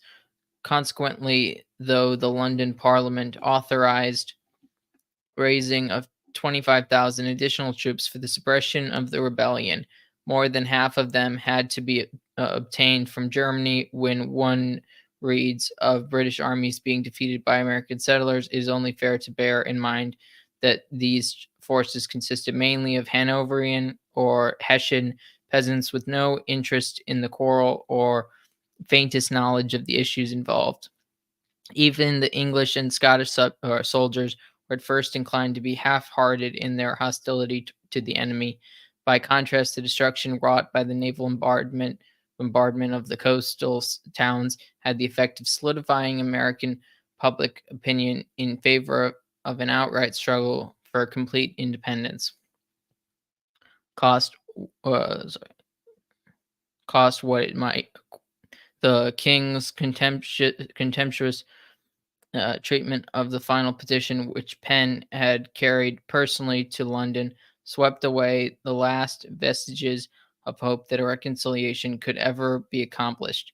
The lot of the remaining obstinate loyalists became more unpleasant than ever. The the 13 colonies now contained a population almost unanimous in its support for independence. On the 4th of July, 1776, after many draft versions had been discussed and amended, that historic document, the Declaration of Independence, was formally agreed and adopted by Congress, with the Continental Congress. It is noteworthy that this document, in strong contrast to the foregoing utterances of the American people, attacked the king personally for all that he had gone wrong. The London Parliament was ignored. The pious fiction of a good king of America, led astray by the advisors in London, was dropped forever. The first year of the war was indecisive. These were defeats and successes on both sides. George Washington particularly distinguished himself for his generalship at the Battle of Trenton on Christmas night, 1776, but it soon became clear that the Hudson River would exercise an important influence on the whole strategy of the war. The British plan was to seize and hold New York and New Jersey, thus separating the New England settlers from those of Virginia, the Carolinas, and Georgia. New York and New Jersey were populated largely by settlers of Dutch and Swedish origin, who were believed by British intelligence services to be lukewarm towards the idea of independence. Secondly, the rivers of Hudson and Delaware offered uh, estuaries that were favorable to British naval action and the landing of reinforcements from Europe. And thirdly, the River Hudson itself, with the lakes to the north of its, not only facilitated secure connections with Canada, where there were British forces, but also offered the possibility of using the British Navy to isolate the New England states from Virginia in the south. Admiral Mahan, in his book The Influence of Sea Power Upon History, severely criticized the British High Command for neglecting the opportunity of exploiting its naval supremacy in this way, but the admiral's own account of subsequent events shows that the British had indeed fully appreciated the importance of the Hudson River and Lake Champlain's waterway. It was, in fact, the pivotal aim of the British strategy plan that the army in Canada should combine with the expeditionary force which had captured New York so that together they could close the Hudson Valley and thus cut the New England states off from the west or from the rest. Whether a greater use of ships in the Hudson might have ensured the success of this plan seems doubtful. Admiral Mahan himself queried the feasibility of using sailing ships, thus in the narrow waters of the Hudson. In actual fact, Sir Henry Clinton marched up the Hudson from New York to contact and relieve Burgoyne's forces from Canada, had great difficulty in subduing the riverine forts which the Americans had constructed between West Point and Albany. Sir Edward Creasy, in his 15 decisive battles of the world, has narrated lucidly and in detail the story of this Hudson River campaign of 1777, which culminated in the surrender of Burgoyne's army at Saratoga. It seems that the fatal mistake was not so much a failure to use sea power, but failure to concentrate their available forces on the main objective. Simultaneously with the Hudson River campaign, they also struck at Philadelphia by sending a large part of the New York forces round by sea to Chesapeake Bay. By this stupid diversion, prompted by political rather than strategic considerations, they deprived Clinton of the fighting strength which almost certainly uh, have enabled him to reach Burgoyne in time. A secondary mistake was the employment of Indians by Burgoyne. Despite his efforts to control them, these savages committed such barbarities that every American settler within miles of the Hudson realized that he must fight or see his wife and children scalped. Creasy rightly included Saratoga among his 15 decisive battles to the forces on each side were only a few thousand. The news of this British defeat provided such an opportunity for England's European enemies had been waiting. France and Spain declared war, followed soon after by Holland. The combined fleets of these three, allied to American privateersmen, proved too much for the naval strength of Great Britain. What the sea power of France, Spain, and Holland meant to American hopes of independence has been clearly stated in the words of Admiral Mahan himself in American. Will it be too much for American pride, he asked, to admit that had the French refused to contest the control of the sea with England, the latter would have been able to reduce the Atlantic seaboard. Let us not kick down the ladder by which we mounted, nor refuse to acknowledge what our fathers felt in their hour of trial.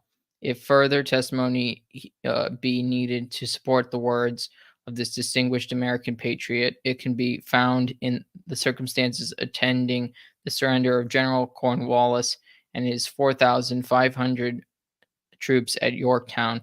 He had taken his forces to that place after a successful but exhausting campaign in Virginia with the intention of replenishing his strength with supplies and reinforcements from the British fleet, which had been ordered to meet him there. Instead of this fleet under Admiral Graves, he found there a French fleet under Admiral de Grasse, with superior forces under Washington closing him in on the landward side. Ultimate surrender became inevitable, and Mahan rightly said, with this disaster, the hope of subduing the colonies died in England. This sad chapter of British imperial history has been studied at some length for three reasons. First, it teems with lessons on the causes of imperial disruption. From some of these were profited in our latter empire building, but many lessons are being neglected even today.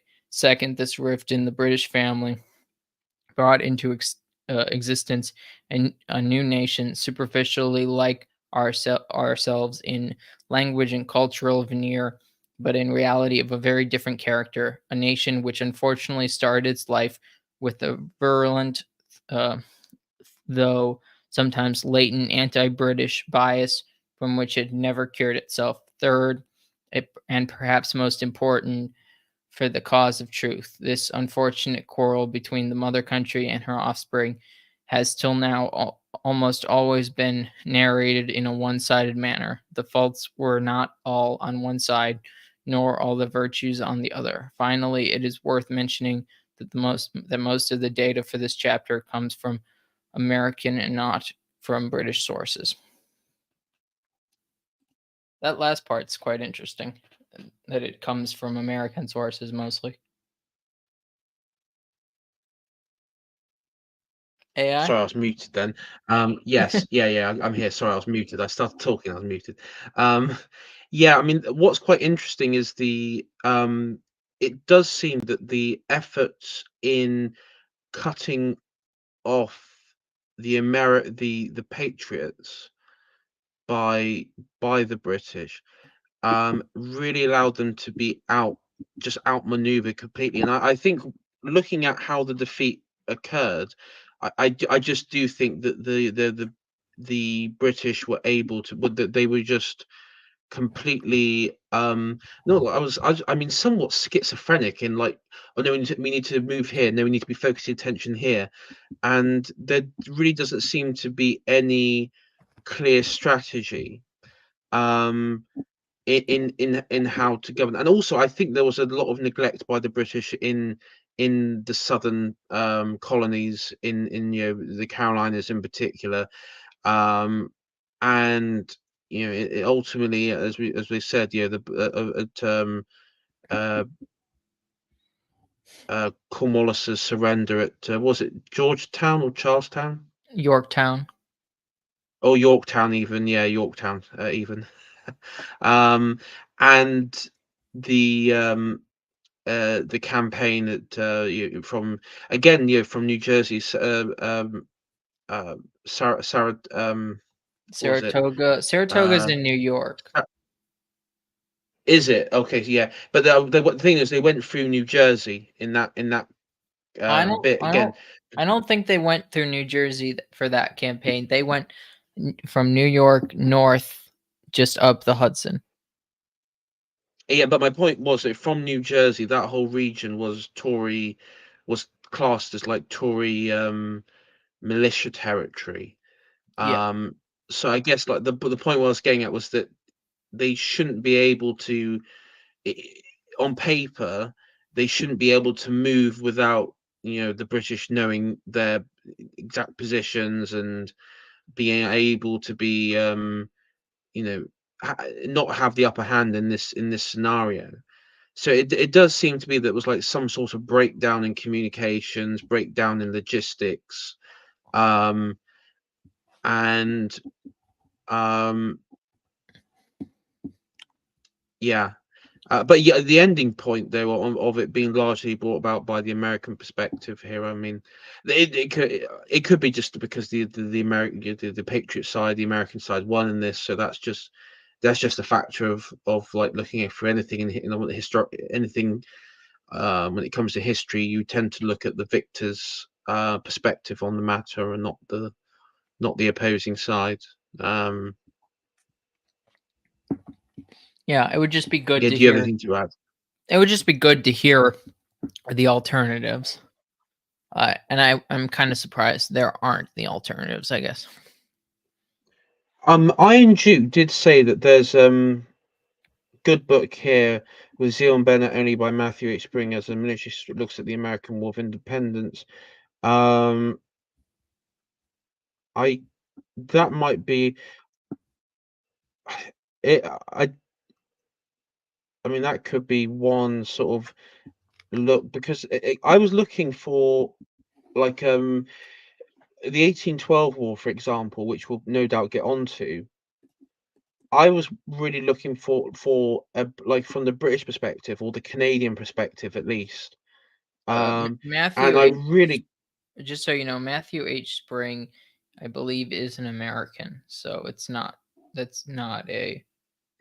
Oh wait. not Okay, a never mind. Okay, no, never mind. Sorry, it's his book is published by by Oklahoma, University of Oklahoma, but he is from the University of Leeds and teaches in Cornwall. okay. So So that might be an interesting perspective. Maybe he has different. You probably might have a different perspective on don't you prevailing think that view. But don't like you the think that publication is bizarre though? Like Oklahoma, University of Oklahoma, but the guy's from Cornwall. Cornwall, um, yeah, I don't know. I don't know the university structure system. I mean, I do know it's when you're publishing work, you can be like stone. There's some universities that will stonewall you in your research or work or something like that. So there may just be maybe Oklahoma, for example, might be easier to access. I don't know. Who Yeah, knows? probably. Um, and again, I imagine there may not be many British universities who are interested because the funny thing is with the American War of Independence, it's not something which is of great importance historically or from for in Britain. I mean, we don't. It's not. It's not really. There's nothing in there that's important in like popular culture or anything because it doesn't because the real British Empire, the British Empire that we all that's in the British concept is what happens after Napoleonic wars. The Second British Empire. Hmm. That's the one that's in our minds, not the first variant of it that was in North America and the Caribbean. Yeah, you just want to forget about it. Just forget about it. Yeah. Um, You just I wish you would could say though there ignore is the Americans, ignore us, but you can't. ignore yes. I would say though the only I guess fragments of that is you have like in this Pocahontas um that was brought over um John Colbert Walter Raleigh who else um oh yeah there's a book series and a popular TV show back in the day in the UK called Poldark, and it was about this British officer, and he was fighting the Revolutionary Wars in America, and he was injured, and um, it's not so much about him his time in America. Like in the book, it's like the first few pages, and in the TV show they did, it's like the first like few seconds. You see him fighting, he's injured, and he returns back to his estate in Cornwall where he has to rescue it from like wicked family members and other rival aristocrats. So, um, but apart from that, in the popular conception, it's just not there isn't really any thought on the conflict. No. Yeah. Well,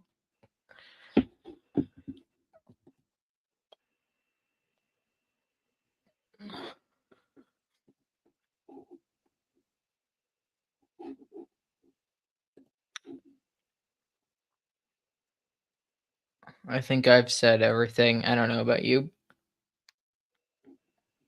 Yeah, I think yeah that's so we're at the end. Are we at the end of the Yeah, the chapter's over. yeah, it's chapters over now. Um yeah, I mean it's I mean to sum it up though, I think it's uh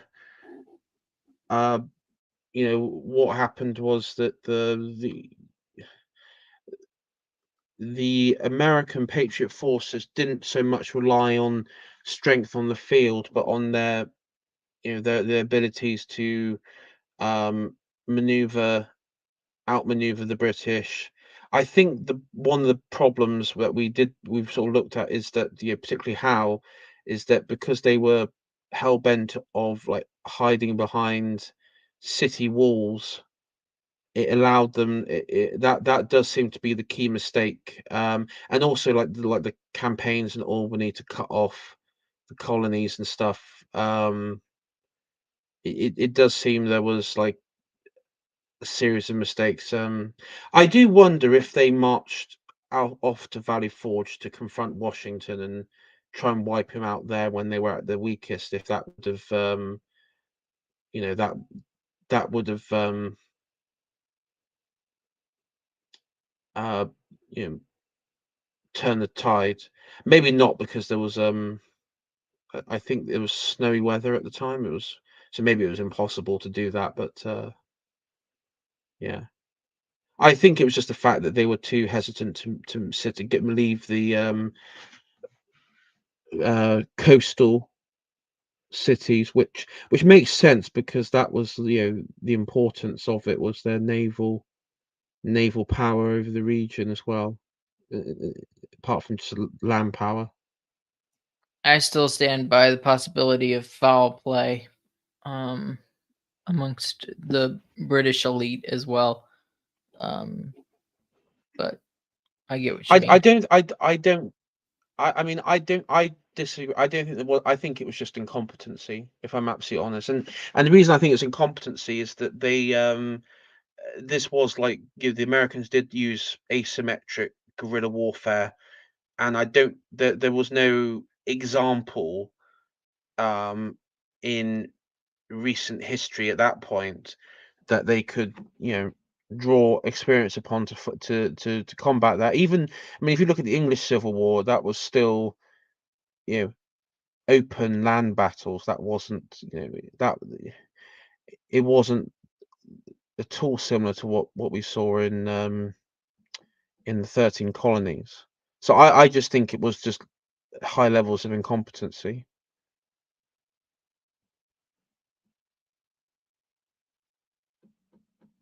So yeah. Um so yeah, should we call it a night now? We've gone on for 2 hours and 20 minutes, Connor. I think so. Yeah, that's good. Well, thank you everyone for tuning in. Thank you, Iron Duke and Michael and Mitch, who's also been in chat here. Thank you all for tuning in. Um, um, they so great to get your input here. The next chapter we'll be talking about is one I've been looking forward to. It's a struggle for India. So America is in the rearview mirror. It's gone. It's gone. It's over. It's all over, as Hitchens would say. And we are now looking forward to some pretty awesome white pills. And we got Clive of India, we've got Gordon of China, or Khartoum as he's known of. Uh, we've got Napier. We've got all these figures coming through. This is going to be amazing, Connor. Do you feel excited for next time? I'm excited in the fact that I know very little in this part. I mean, this is. I mean, literally, we're going to detox from the cursedness of constitutionalism and liberalism and liberty and equality and egalitarianism and all that useless feminine spiel. I'm trying not to swear, but Bile. all that, yeah, all that crass and mass people, like the masses, like the weakness of the masses, all that sort of stuff. It's going to go. We're going into like base moral violence, masculinity. It's going to be incredible. Um, I'm just looking forward to it. I'm not looking forward to, of course, the war years and the post-war years. That's going to be unbelievable levels of black pills consumed in that period. But Yeah, that's how yes, I feel about reading uh, uh, Churchill and the Unnecessary War. Yeah. Oh God. I tell you what. When I'm gonna lose my temper in the sewers, the sewers crisis. I know I'm gonna lose my temper. You're gonna have to hold me. You're gonna have to mute me or something. I may actually just not. I may not be present for that stream. I might just say to Connor, just get someone else on, and I'll on give your you the keys show? to my. Yeah, on my show, I'll give you the keys to the channel. I'm just gonna stand outside, have a cigarette, and Fine. just ignore that. I'll get a if I have to. I'll try and get AM on.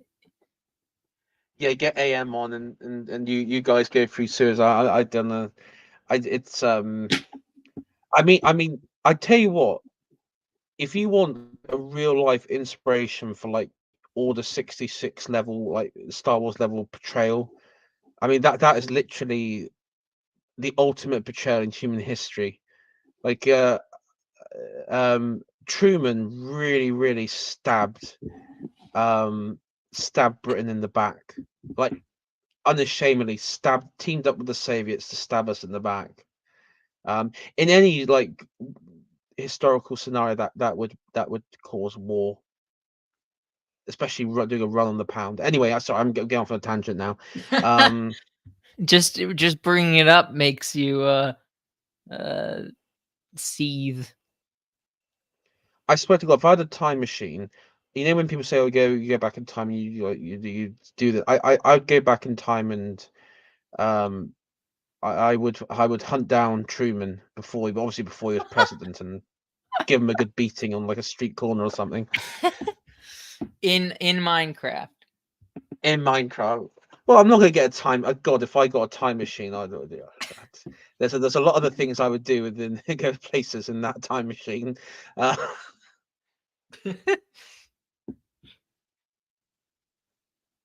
I'd make sure I dress up like the Terminator. Like leather jacket, glasses, shotgun. Okay, I think you just need to end the stream. Yeah, I need to end the stream now. I'm getting just overtired at this point. Anyway, thank you all for watching, and see you all next time. Have a good night.